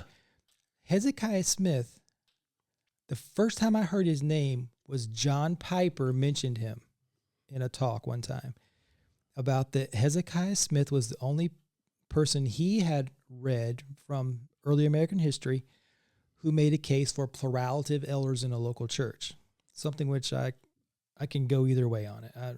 Same. My druther is not to have them. Yeah, no kidding. But Hezekiah Smith, he's brilliant, big mover and shaker, very influential. He gets married when he's 30. He marries a woman who's lost. He's the pastor of a Baptist church. He marries a lost woman. His letters to her, he pleads with her, how I wish that your heart belonged to the one who has my heart, Jesus Christ as Lord. She never became a Christian, never got baptized. Now, what are you going to do with that guy? To me, some stuff, reading history blows my mind. Yeah. The stuff you find out. Well, it's not nearly as cut and dried as it is in theology class. No, that's exactly right. And the problem that I run into is people don't read history. That's the reason why I like you so much. And that's why I said if we were closer together, we'd be in trouble. Because you talk about history. You have a better memory than I do. You remember things better than I do. But if you just read history, if you just read what Baptist churches did, you'll start seeing real quick, hey, look, every time money pulled up somewhere, it got corrupted. Every time. Every single time. Every time. I mean, as soon as Luther Rice comes back from Burma or from India and says, hey, look, we've all converted to baptism, me and Adoniram Judson. Yep. He's over there right now doing our work, and we're Baptists, and we need Baptist money. And they say, let's get together and start a triennial convention. We're like 3 ministerial mission reports in, and money's missing, and it's unaccounted for, and it's being misspent. And then we put together a college, and then it's being misspent. And then we start a Baptist newspaper, and it's accused of embezzling. Yep. I'm like, look, Baptist, look, it's at the local church level. Quit trying to build monuments and schools and all these other things. You're just going to end up, worse off. And then we were talking about overcorrection. At the same time, you have the anti-mission Baptist who have the Black Rock Declaration, and they say it's just the local church. And then they say it's a sin to support missionaries. We shouldn't be doing that kind of stuff. Alexander Campbell comes on the scene. It's just people always overcorrect with that kind of stuff. They want to get bigger than the local church. And you have to read history, you have to learn from it to try not to replicate those mistakes. This has been my practice. I like to read people from the same time frame together or in succession. I will read Richard Furman at the same time I read Luther Rice, or back to back, and I'll read Adoniram Judson at the same time. If I'm reading Hudson Taylor, I can read George Mueller. I can read Charles Spurgeon, all 3 contemporaries of each other. I can see Mueller's desire to support missions in China. I can read C.T. Studd and his desire to go there. I can read all these men and see from Taylor's perspective, where's the money and why I'm over here starving to death doing the Lord's work. And I can see over here Mueller's perspective. He's like, Lord, help me give money to these missionaries. And Mueller gives like $10,000 to 10 missionaries in like 1865 or 72 or something like that. It'd be the equivalent of $1 million today. You want to hear, I'll tell you a mind-blowing story. And this all comes from a lecture given by George Ella about William Carey. When William Carey went to India, it was illegal. Actually, the first Baptist missionary to India was a man named John Thomas, who was a physician. John Thomas had money problems, couldn't handle money. Right. But that's who William Carey's first mission partner is John Thomas. Carey is over there in India illegally. He has to run an indigo has to find plantation. a job. Yeah. He has to have some kind of, because the British didn't want them fooling with the Indians, with the native. They had a good system worked out, and they didn't want religion messing it up. Yeah, they could evangelize the Europeans, but not the natives. So Carey is over there for so long, and finally he really doesn't start to make inroads until he marries his third wife at Serampore, and he's on a Dutch island off the coast. Carey gets a job. Now, when he went over there, he said he wouldn't any extra money he made, he has to send back to the mission agency over there. Yeah. So William Carey, he gets hired because he's a linguistic genius. He gets hired to teach Sanskrit and Bengali at a university, a British university. So he's living on Dutch land, but he works for England. They pay him £1,500 a year. Wow. Which is more money than the royalty are bringing home. Yeah. He makes money from that. He makes money from several other avenues. But the agreement with the Mission Society was he could only keep 10% of anything he made for himself. All the rest had to be sent back to Andrew Fuller and all those guys back in England. And Carey, it becomes the main fund source for almost all of the missionary work that Mission Society does over there, until eventually it just becomes crippling to him, and he has to break away and kind of becomes independent over there.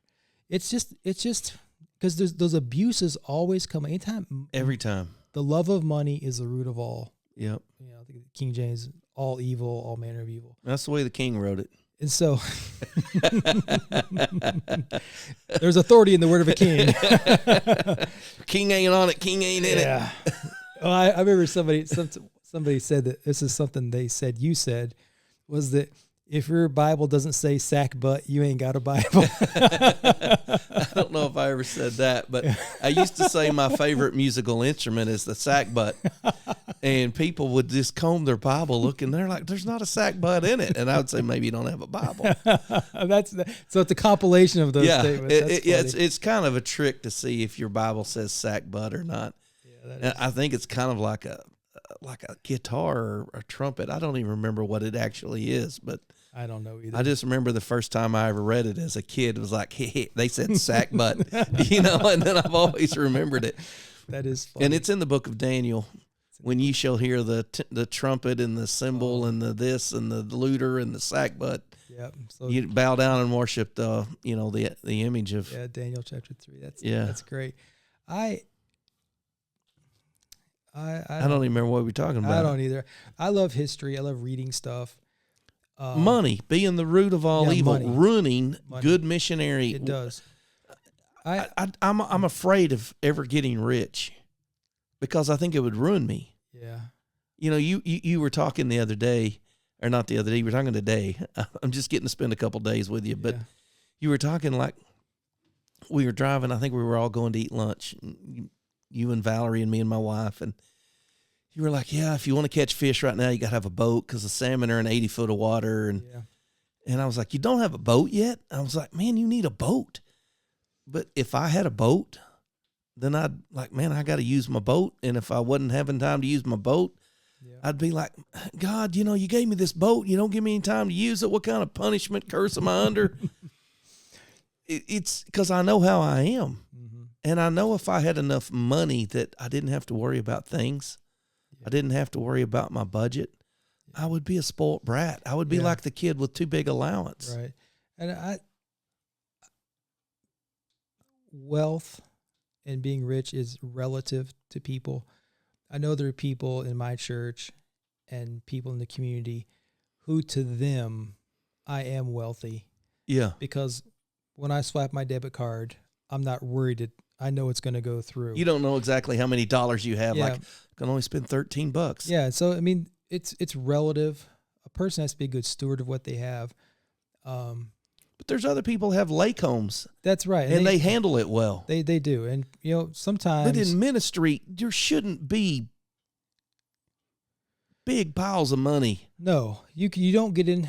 Well, Paul warns about that in the pastoral letters. being greedy of shameful gain.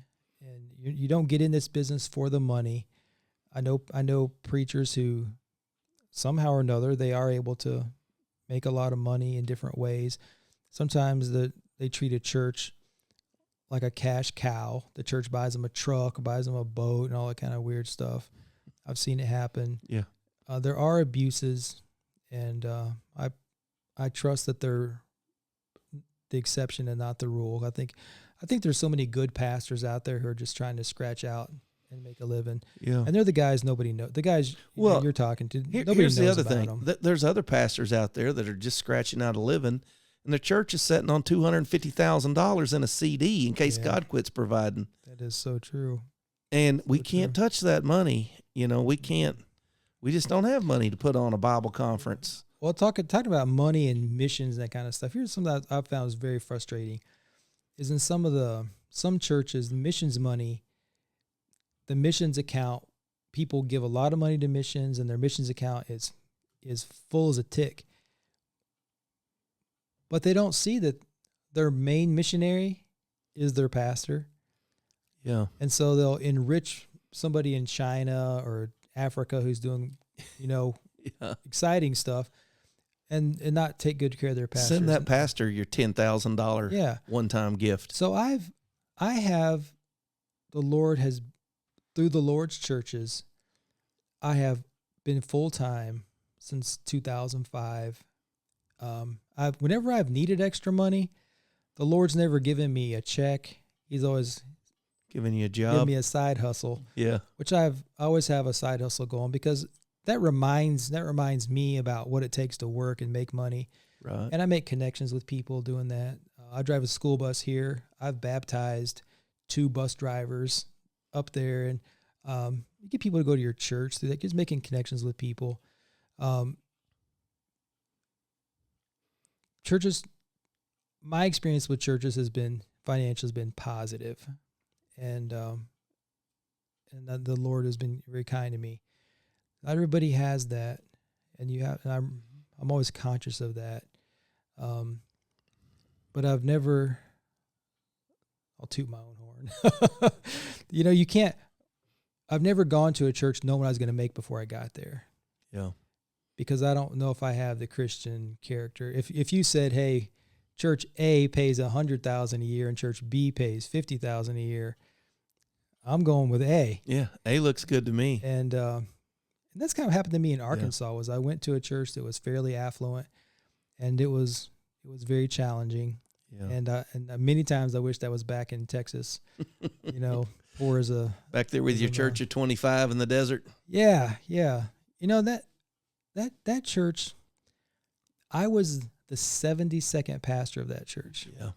That church had been started in 1948. Wow.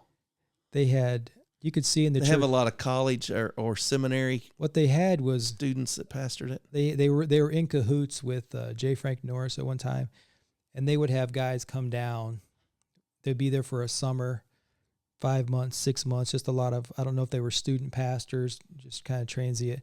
But they went through a lot of pastors there, and Burnett was there were 5 independent Baptist churches in that town. Wow. A lot of conflict between them, and just a lot of silly stuff. I like being a pastor, Harold. It's been my dad was a pastor, and looking at him, I didn't want anything to do with it. It just looked like the most miserable existence in the world.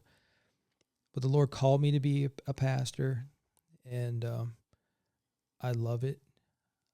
And I try to remind people that my job is just like everybody else's job. There are significant portions of suck in being a pastor, and that's the same for everybody's job. Yeah, there's times it's great, times it's not. And being a pastor's kid, I got a little bit of a crust on me about some stuff. Just some stuff I'm not going to fool with or put up with. I mean, I don't know. I've loved it. I know so many good guys around the country, and even people who have crazy ideas about theology. I love them. And I appreciate him. It takes all kinds to make the world go round. And I don't know.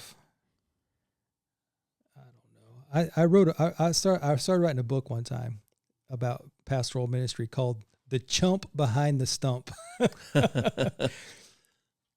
just to talk about regular stuff, because I think sometimes guys become pastors and they have the wrong idea of what it's going to be like. Well, some of them want the position because they want to be in control. They want to be in authority. That's true. And if you approach it for the wrong motives, you're going to, and some guys want to be pastor because they're readers and they like studying theology. Mm-hmm. And they're like, wait a minute, you mean if I take the title pastor, I can just read this? Yeah, you can. You can just read all day and you can sit in your office all day, but you're going to suck as a pastor because that's not what pastors do. Go teach seminary. Mm-hmm. Just go ahead and get you 8 years of school, get a doctor in front of your name, and then go to some seminary and read books all day and teach on one subject. Yeah. Don't try to be a pastor when you really should be a seminary guy. Mm-hmm. And other guys just, hey, I like people. I like kids. I want to see people get saved. I want to be a preacher. Mm-hmm. Okay, there's more to it than that. Yeah. I have started writing a book on pastors, and my book is titled "Prescribed for Pastors: What Our Next Pastor Must Have." And it's geared towards churches that are looking for a pastor. And so I talk about things in the book like rest, replacement, removal. You know, a pastor needs time off. He needs rest. He needs refreshment. He needs all these things. But also in the book, I go through the list in 1 Timothy and Titus. Those are not suggestions. And in going through the list, I talk about what it actually means, what the wording means in the Greek. Mm-hmm. Then I talk about what it looks like where it says above reproach, you know, it means he can't have any skeletons in his closet. And so I say, well, what if we get down here and the guy was a child molester? And he may be 13 years clean, but that's something that if that comes up, and it doesn't give a specific list, because in some areas of the country, if he was a former alcoholic, that would be taboo. Yeah. But in Germany, they would be like, oh, he's one of us. Right. So it's open-ended, depending on the culture. But then the last part of each one of these, here's what it says, here's what it looks like. Mm-hmm. Here's what happens if you get a pastor that don't have that. And I start saying, these are the outflowings of pastors they are a striker. You know, they are a brawler. Right. Here's where you're headed. Yeah. You know, he may be a great preacher. He may be charismatic and people love him. Mm-hmm. But when he punches the Little League referee in the nose, right. Now that's your church that punched the Little League referee in the nose. That's right. So when we go down that list, like you were talking about the pastor's wife, you were talking about Zachariah Smith, the difficulties of having a lost wife. I can't imagine it. I know. I can't imagine. I mean, the average Baptist church complains about a good pastor's wife. Can you imagine what they would say with your lost wife? I know. Maybe they all were like, well, bless her heart, let's be nice. Maybe she'll get saved. Maybe. I don't, but it with that kind of historical perspective, it's like, there must have been something more to it at the time. It's just like when you read the Old Testament, they have that little confusing section about the girl who's forced by a man in the city but doesn't yell out, but she's in the field. It's what does that mean?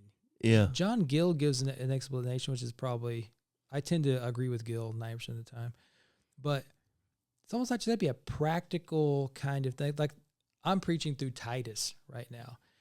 And what stitched me up on going through the qualifications was wrestling with Titus 6.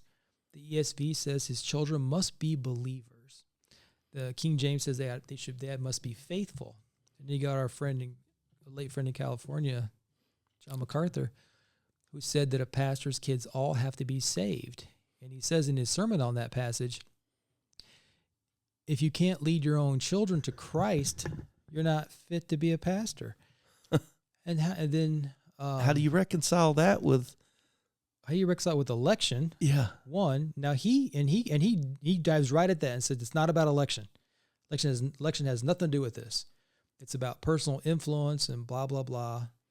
And then you're like, well, then I would want to be a pastor so that my kids would all be saved. yeah, but but then do you think But about? then I've got all what if you these don't- pastors whose kids aren't saved, and then some who find out 20 years later they never were saved. Yeah, and then what if, so you don't have any kids, then you have kids, and you can't. Like, hey, we're rolling the dice here, babe. Yeah, so what are you going to do? So you're working through those qualifications. What does it mean? It's the perfect picture. Nobody's all those things all the time. You have to evaluate. And one of the things I think is so different from from the biblical period to now, is those churches were calling men to be their leaders that they knew.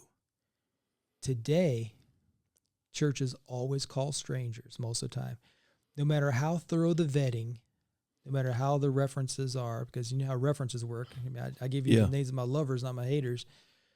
They're still calling a stranger there. Like when I came to this church, I didn't know Cheboygan, Michigan even existed until we started talking about coming up here. And I answered lots of questions through writing. How did they really know me? You only know in time. And if you look at church rules from England in Baptist churches, pastors often preached for them 3 to 6 months on trial before they got the job. So how do we apply that? That's a historical context to today, and you got to make the best decisions you can. Here's what I will say. If you know your pastor has not got one of these things, on the front end, and you turn a blind eye to it, you're going to reap. That's probably true. Do you think that, so in the pastoral qualifications, when it talks about the pastor, his home is like the model. Mm-hmm. The way he manages his home will be the way he manages the church. So for in my own case, I'm very laid back as a father. Right. I'm the yes guy, not the no guy. And I think that does reflect the way I pastor churches. I'm not out to make sure everybody is, dotting all their I's and crossing their T's. I'm not a hardline guy. And I feel like that my approach to pastoral ministry, fairly laid back, giving people latitude, liberty, whatever you want to call it, has been the right method for me as a pastor and as a father. Right. But then there are other people who are much more in your face. Sure, look at their churches. A lot of control, and it reflects in the kids and it reflects in the church. So like one of the things that happened to me as a pastor's kid was I was like a dog chained up in the yard, and I had a path beat down at the end of the chain. It's as far as you can go, and you were there. As soon as I got off the chain, I was off into whatever I could get into. You can see how some people say, well, the pastor who's really strict and hardline with his family is going to be a better pastor. I think I don't think so. It's hard to. I don't think that's the case, Terry. I was never that way with my kids. Mm-hmm. I wasn't real dogmatic about you're going to do this, you're not going to do that. We're Christians. You put this on. Right. You wear these clothes. And I never was that way with either one of my kids. And my kids turned out drastically different. Mm-hmm. But I go back to that passage where it talks about, having faithful children. Mm-hmm. And I just think that to mean they're not adversaries of the church. Right. Because we can't ensure that our children believe the gospel. We could convince them and coerce them to make a statement, a profession of faith, and even follow it up in baptism, and most pastors' kids have. Yep. But I can show you a bunch of pastor kids that in their 30s, 40s, 50s, I mean, I've even met a number of people in the ministry, and they go, my dad was a pastor. Right. And they're over there, and they look nothing like a Christian. Yeah. That doesn't mean that their dad wasn't qualified. Mm-hmm. All of those people that I've known that had gifted dads that were gifted pastors, all of them were not the haters of the church. Mm-hmm. And I think that's the key. You can't have your son over here across the street throwing rocks at the church going, Christians are, right. They can't be, leading the charge of hating Christianity. Right. So they respect it for what it is, even if they don't believe it. Exactly. I've taken that passage because I was working through that. I don't know that all of my kids are Christians. Well, none of us do. So because anybody could prove later on that their profession was right. So I've taken my perspective on that passage, that the Greek word is it's an adjective there. It's pista. It only comes up one other time in the New Testament in that form. It's in Acts 13:34, where it talks about the Lord giving the sure mercies of David, and it's that sure is pista. Trust is translated trustworthy sometimes. I think that refers to the kids being faithful to their father, respecting him, because if he's a genuine Christian at home, the kids know my dad really loves Jesus. He's not a faker, and they respect him and his faith, even though they don't embrace it. Right. And I reference and go back to a clearer passage. That's always been my rule. If this one seems a little obscure, is there something else clearer? If we go to 1 Timothy 3 and we look down at verse 4, it says, one that ruleth well his own house, having his children in subjection with all gravity. Mm-hmm. The children respect their parents. Mm-hmm. That respect needs to carry on after they leave the home. Mm-hmm. They don't have to look like Amish versions of their parents, cookie cutter Christians. Yeah. They don't have to shave their face and wear their hair a certain way. Mm-hmm.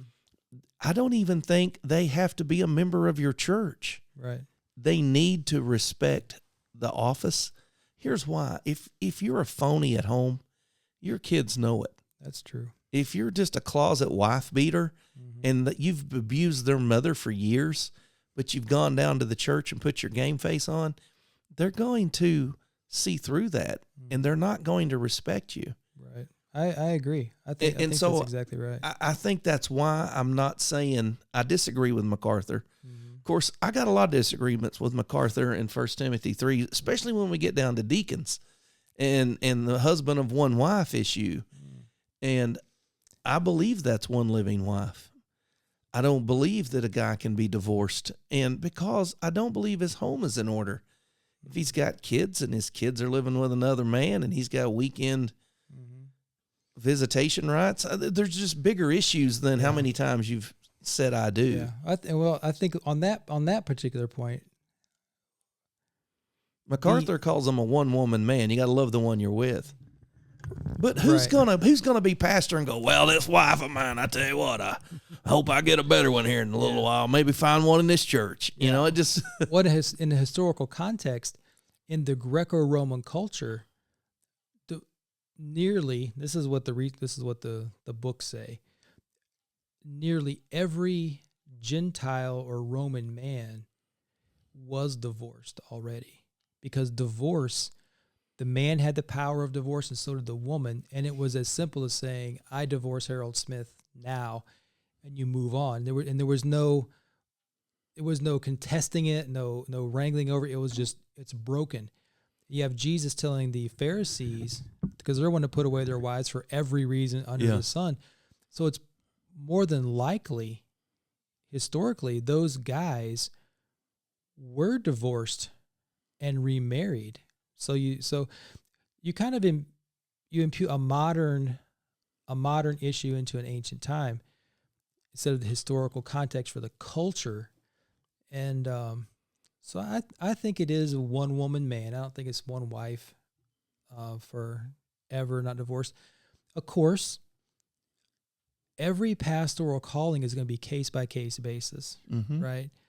If you have a guy whose wife left him or he got divorced, is it pre-conversion, post-conversion? See, that's the thing. When you open that door, then the guy goes, I really wasn't saved. Yeah, well, there'll be some shysters who would do that, Yeah. no doubt about it. I know a guy whose wife left him, divorced him, and he stayed faithful, continued his calling. She ended up dying shortly thereafter in a few years, and he was then freed and was able to remarry and continue on. Who's the most famous preacher that you could think of who was divorced and remarried? That pastors a church? That was, I'm thinking of two. One who's dead for a long time, died in the 30s, and one who's alive now, who's divorced or married. I don't know of any, but I don't know that many preachers, I don't guess. So the first one is B.H. Carroll. He was divorced and remarried. His wife committed adultery on him while he was away in the Civil War. He came back, divorced her, remarried. I've always thought of him as a seminarian more than a pastor. Yeah, he pastored a big church in Texas. And so B.H. Carroll's one example. The second one living today is Joel Beakey. Oh, really? Joel Beakey's wife also committed adultery and left him.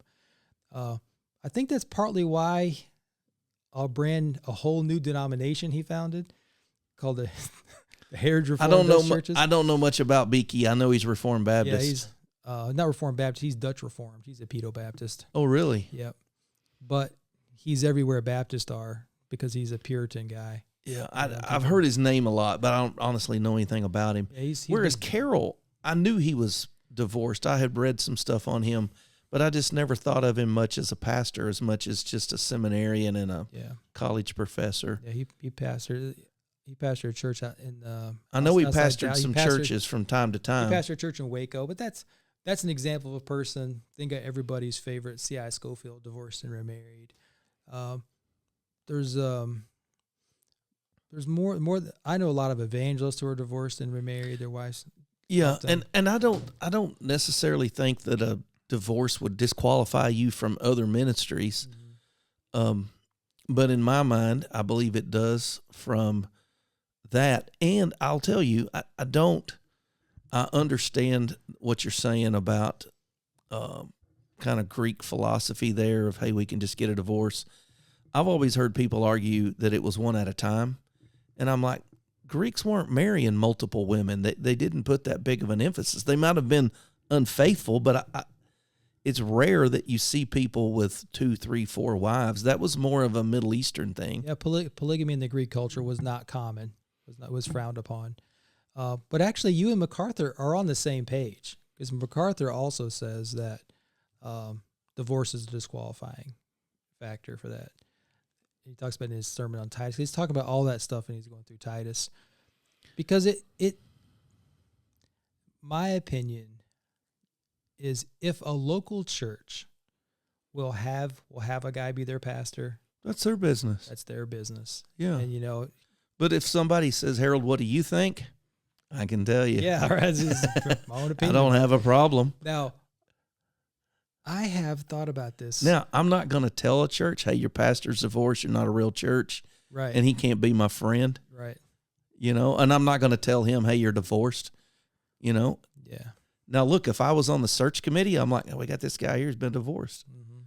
We're going to create some problems here down the road. Yeah. But here again, that's why I've got so many friends in the ministry. Here's an interesting scenario that happened to a church in Hot Springs, Arkansas.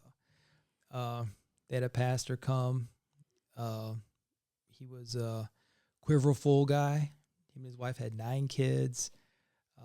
Family integrated, typical a fundy homeschool kind of people. Yeah. And only married one time, but he had fathered a child when he was lost. And then he got married, got his life straightened up, and he spent his whole ministry running from the child support for that. Are you serious? For that kid. Because every time he would get somewhere and get kind of settled, the wife would find him and say, hey, I want my money. And she wants child support. So there's a guy who does have the marital qualification, pre-conversion thing. What should he should have just paid it's his kid. He should have paid the child support. Would that be disqualifying? I think he would be disqualified not from what he did premarital, like having a child before marriage is a sin, but it's not a disqualifying. But I would think of it more as a character. God doesn't care for his own. Right. I think that's right. On that issue, it would be because he didn't. Yeah. He didn't. But there again, I go back and contend that all of these things have a cultural relation to them because they're left open-ended. But I say they're mandatory because it says he must. It doesn't say he should or boy, wouldn't it be nice? It said he must have these things. These are non-negotiables. Now, how we interpret them can be negotiated. Yeah. How we apply them can. And I would say, look, you can hire a pastor that doesn't meet all the qualifications. There's a ton of them out there. Yeah.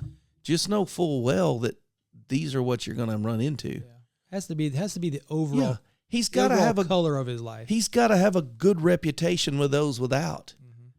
He's got to be in the community. If you hire a guy that's never in town, your church is going to be deader than a hammer because you're the unknown. Well, just think about that historically.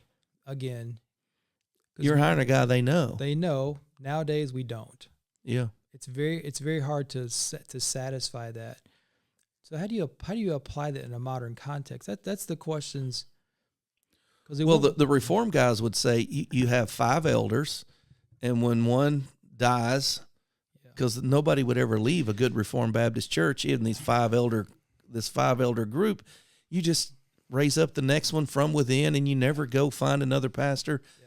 Well, I was listening to Phil Johnson give a talk in the aftermath of MacArthur dying, and Johnson said it's going to take him 2 years. They have MacArthur's funeral today, incidentally. Is it really? Was it today? It was today. Wow. Johnson said it's going to be at least 2 years before they fill John MacArthur's spot. He said, more than likely, it will not be any of our current elders. I figured it'd be Mike Riccardi.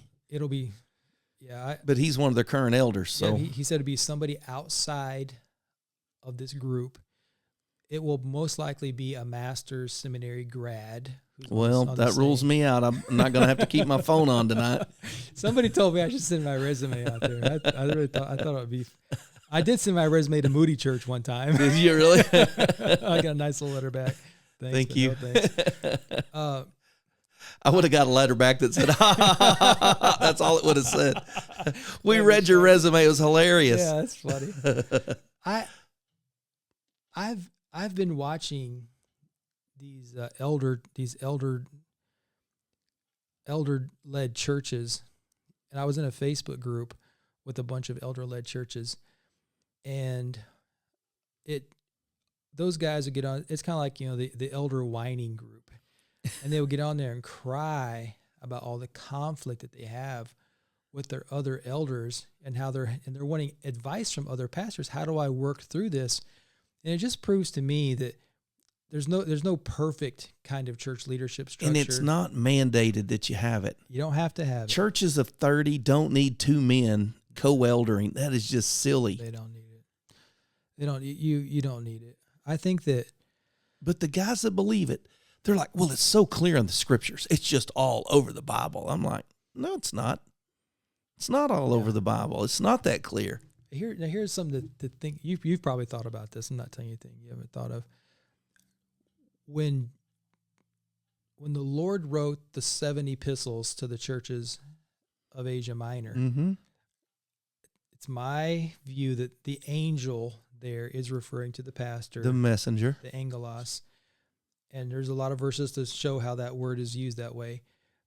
Each one of those churches, it's not written to the angels of the church. It's singular. Yeah. Singular. W. Criswell, he said that, and this is a well-traveled example, is that if the church is a picture, the pastor is the father, the husband, the deacons are like wives, and then the church is like children, because you have this same structure in the family: father, wife, children, one, Yeah, I guess it would fall apart with plurality of wives in multiple deacons. Yeah. But that's that single. Like I've watched, just watching Grace Community Church through the years, the most dominant person there is John MacArthur. Oh, by far. Because in every time you get a group of leaders together, somebody always rises to the top.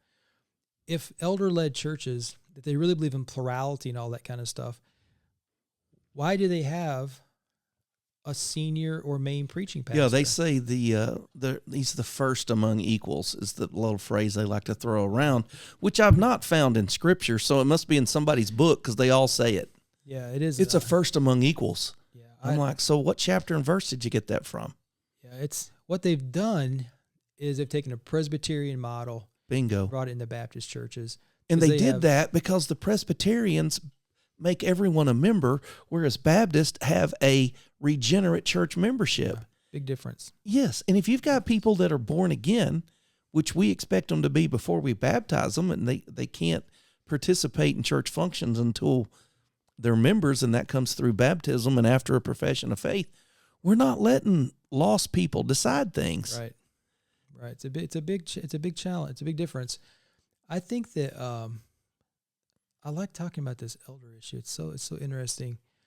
I like blowing holes in the mandate. Yeah, because when you have and they say elders in multiple city in each city, and I'm like, they met in multiple locations. Yeah.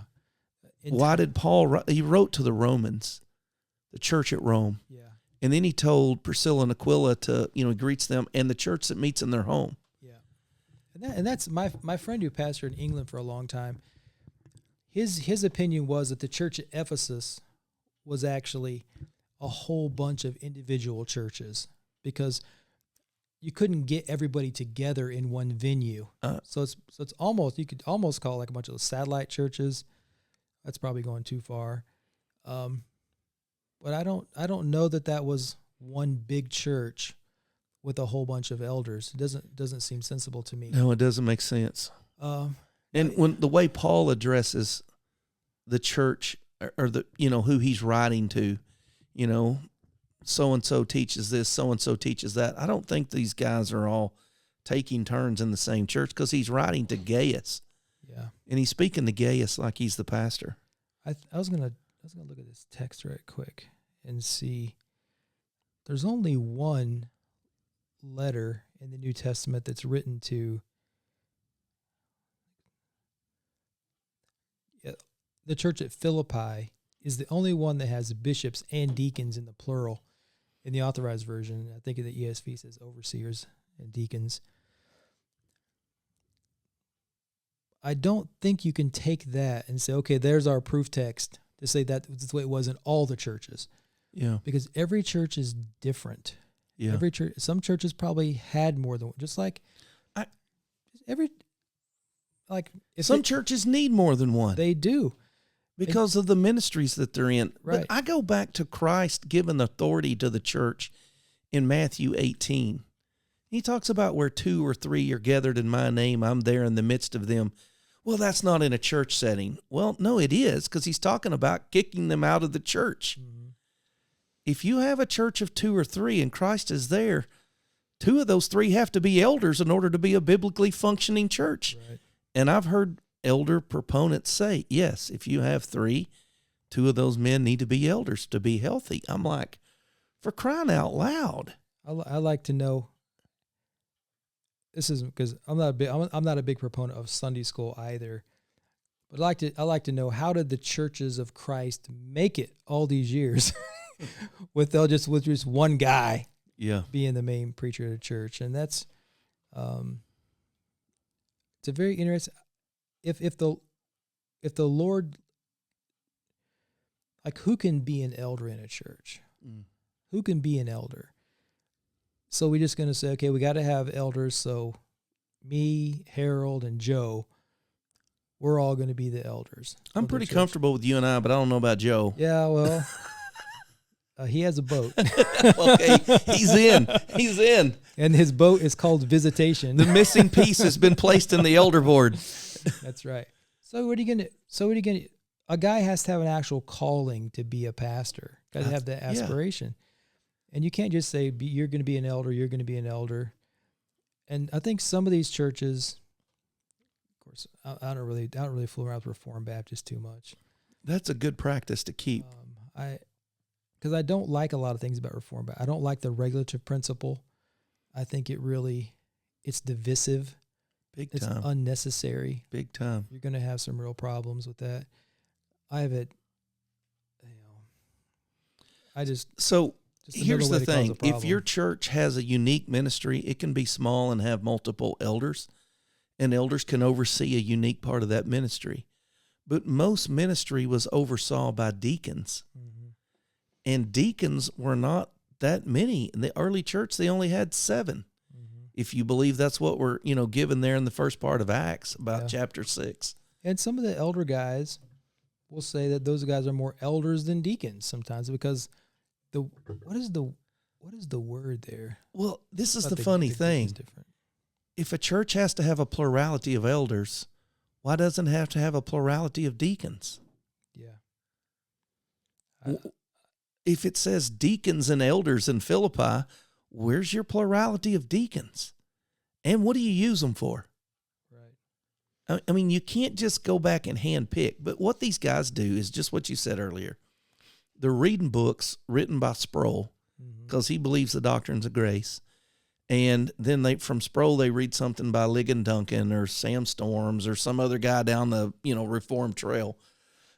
And they come back and say, well, this is what we need. And I've been given books on biblical eldership 3 times by 3 different men who all 3 wanted to be my co-elder. Yeah. Yes. What I've seen about pastors who want to switch to elders is they think that is how I can have control of this church in a bigger way. Yeah. So they can say submit to the elders. The elders have spoken like they're an authority. It's because they can't lead a congregation. When you look at every major decision in the New Testament, it pleased the apostles, the elders, and the whole congregation. It's not this walking out of an elder's room and saying the elders have spoken. Right. That's how Stephen Lawson did it when he was in Mobile, Alabama. And I got into a full-blown argument with an elder from Christ Redeemer Church of Mobile. Stephen was the pastor, and I said, when do you guys have business meetings? And all these Reformed guys start cackling at me. And he goes, why would we let common church folks make decisions? And I'm like, because they've been regenerated by the Holy Spirit and have the mind of Christ. Because all the church letters are written to the churches. Yeah, and he goes, well, God has given the church elders to lead it. And I said, so why did the apostles say to the congregation, seek ye out 7 men that we may appoint to the task? When do you guys do that? Yep. And I mean, it was just like radio silence, Well, I bet you're Southern Baptist. I'm like, what does that have to do with my answer and your question that you haven't answered? Right. I went down to, not this year, but last year. I really like Alistair Begg. He's kind of a Spurgeon-esque kind of person. I've always enjoyed the way he preaches and his earthiness. I've always really, and so I decided to go down to the Basics Conference last year because I figured he's getting close to retiring, and then he turned around and did it. Yeah. So I went down there, had a great time. Sinclair Ferguson was there. Herschel York was there. I think Herschel York is a top shelf guy. He's a good guy. He's not an elder guy either. Very interesting. I went to one of the sessions because they had a session on different breakout sessions. I went to the one on elders, and they gave out this little book about elders, and I have it in my my bag over there. I've stamped for research only, does not believe, so your kids find it. Well, I read it, just to see and it was, when it was all over, there were 3 elders from the church who were there, and they said, if you have questions, come up. And I went up to them and I said, I just have one question. I said, okay, let's say we go with elders. What about the office of deacon? What about that? We're not a Baptist church, they said. I said, I know you guys are not a Baptist church. I said, but still the Bible, you guys just spent 45 minutes pounding the table for elders. So we have elders. What about the office of deacon? We're not a Baptist church. I said, so what do you do with the biblical? They said, what Bible. do you do with 1 Timothy 3 starting at verse 8 and going down to 15? What do you do? I talked to 3 different elders. They all gave me the exact same answer. Just said they're not Baptist, so that don't apply to us? We are not Baptist. No answer at all. Because I said, because how inconsistent. I said, it's a biblical office. What about it? We're not Baptist. So it doesn't apply to us, I guess, because you had this de-emphasis on the office of the deacon. What about them? Because you don't have them anymore. The elders replace them. And I know that, like at that particular church, we don't feed the widows in our church either. Yeah, they have subcategories for their elders. They have pastoral elders. They have staff elders. They have lay elders. Where did they get that in the Bible? It's expedience. But for people to get up and harp on the regulative principle and then to come back with made up offices. Yeah. I don't. It's kind of like, if you go down that road, you'll end up baptizing babies and letting women preach. Oh, wait a minute. That's what most of these groups did. Oh, that's right. They're not Baptist. Okay, that's right. So you have, what was I going to say about it? So I didn't realize this about Begg's church, is you don't have to be, the only baptism they perform is believer's baptism, but you don't have to be have believer's baptism to be a member there.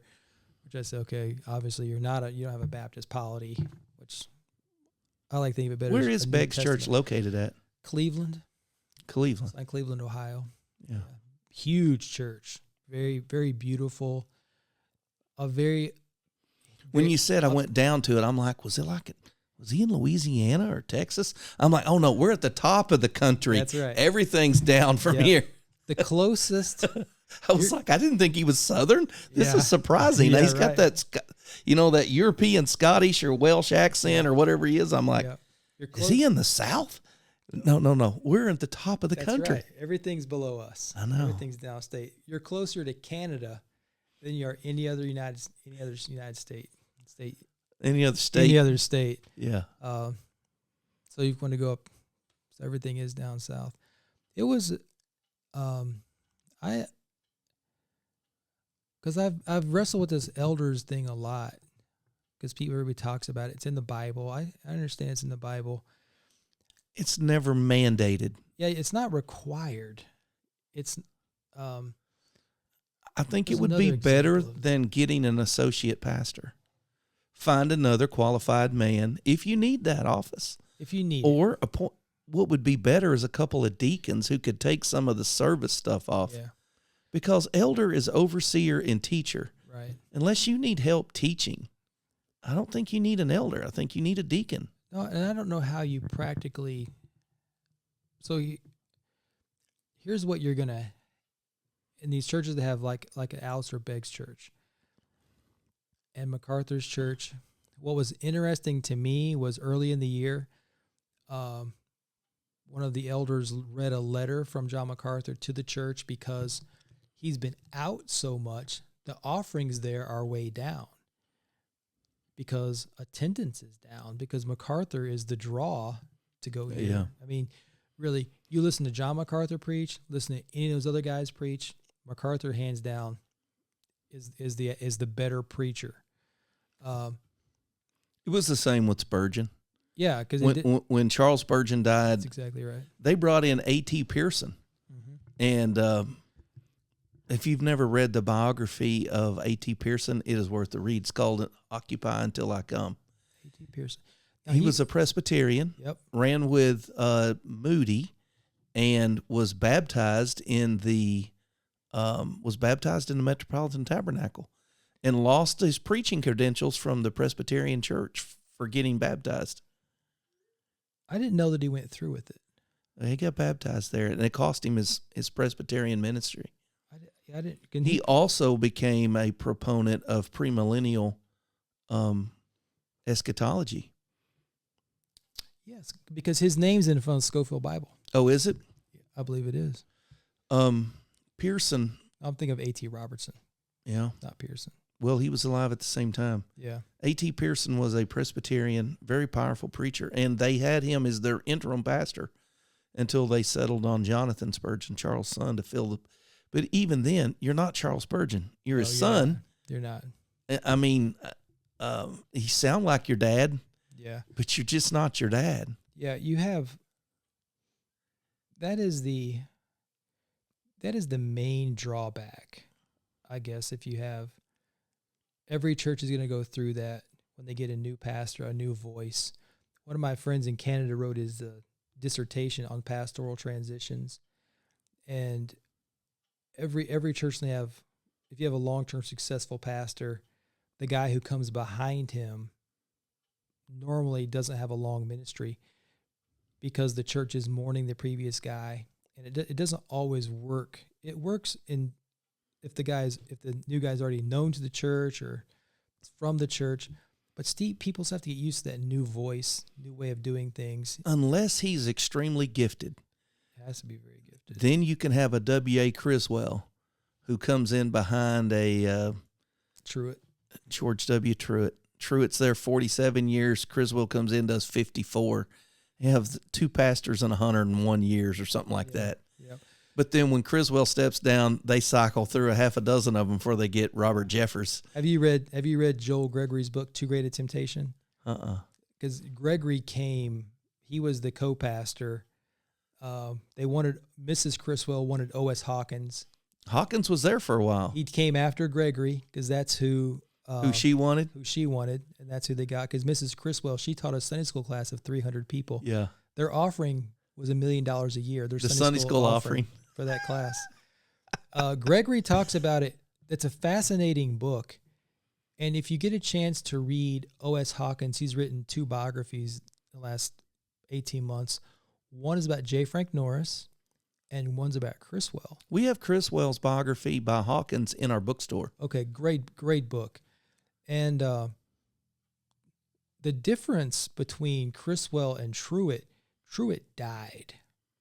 And then when Criswell comes in, every year Criswell would preach a memoriam sermon about George Truett to facilitate that respect going forward. Criswell was a very brilliant man. People don't realize he also spent 10 years at First Baptist Muskogee. That's right. Which was a large western town at the time. Mm-hmm. And he pastored smaller churches too. But finding men with leadership skills is hard. Yeah. You can find guys with charisma. They can come in and preach a few great messages. But my parents' pastor, we traded churches. We were a member of one of the small ABA churches in Greenwood, Arkansas, Liberty Missionary Baptist Church. My grandfather was a deacon there. My dad was a deacon there. My grandmother was choir leader. My parents managed the youth group. They got tired of the us four and no more mindset that the church had. And when I was in the 7th grade, we left our little church of 25, swelling to 30, always swelling to 30, never really getting above 25. Right. We went to the First Baptist Church, which was a Southern Baptist church. It had all the bells and whistles. I remember as a kid, we had like a high attendance Sunday, and I want to say we had like 600 or 700 people there. This was in a town at the time of 3,000, so this was big. Big time. That pastor was there for years. I want to say like Milton James was the pastor there. I'm just going to make up a number, 25 years, 27 years.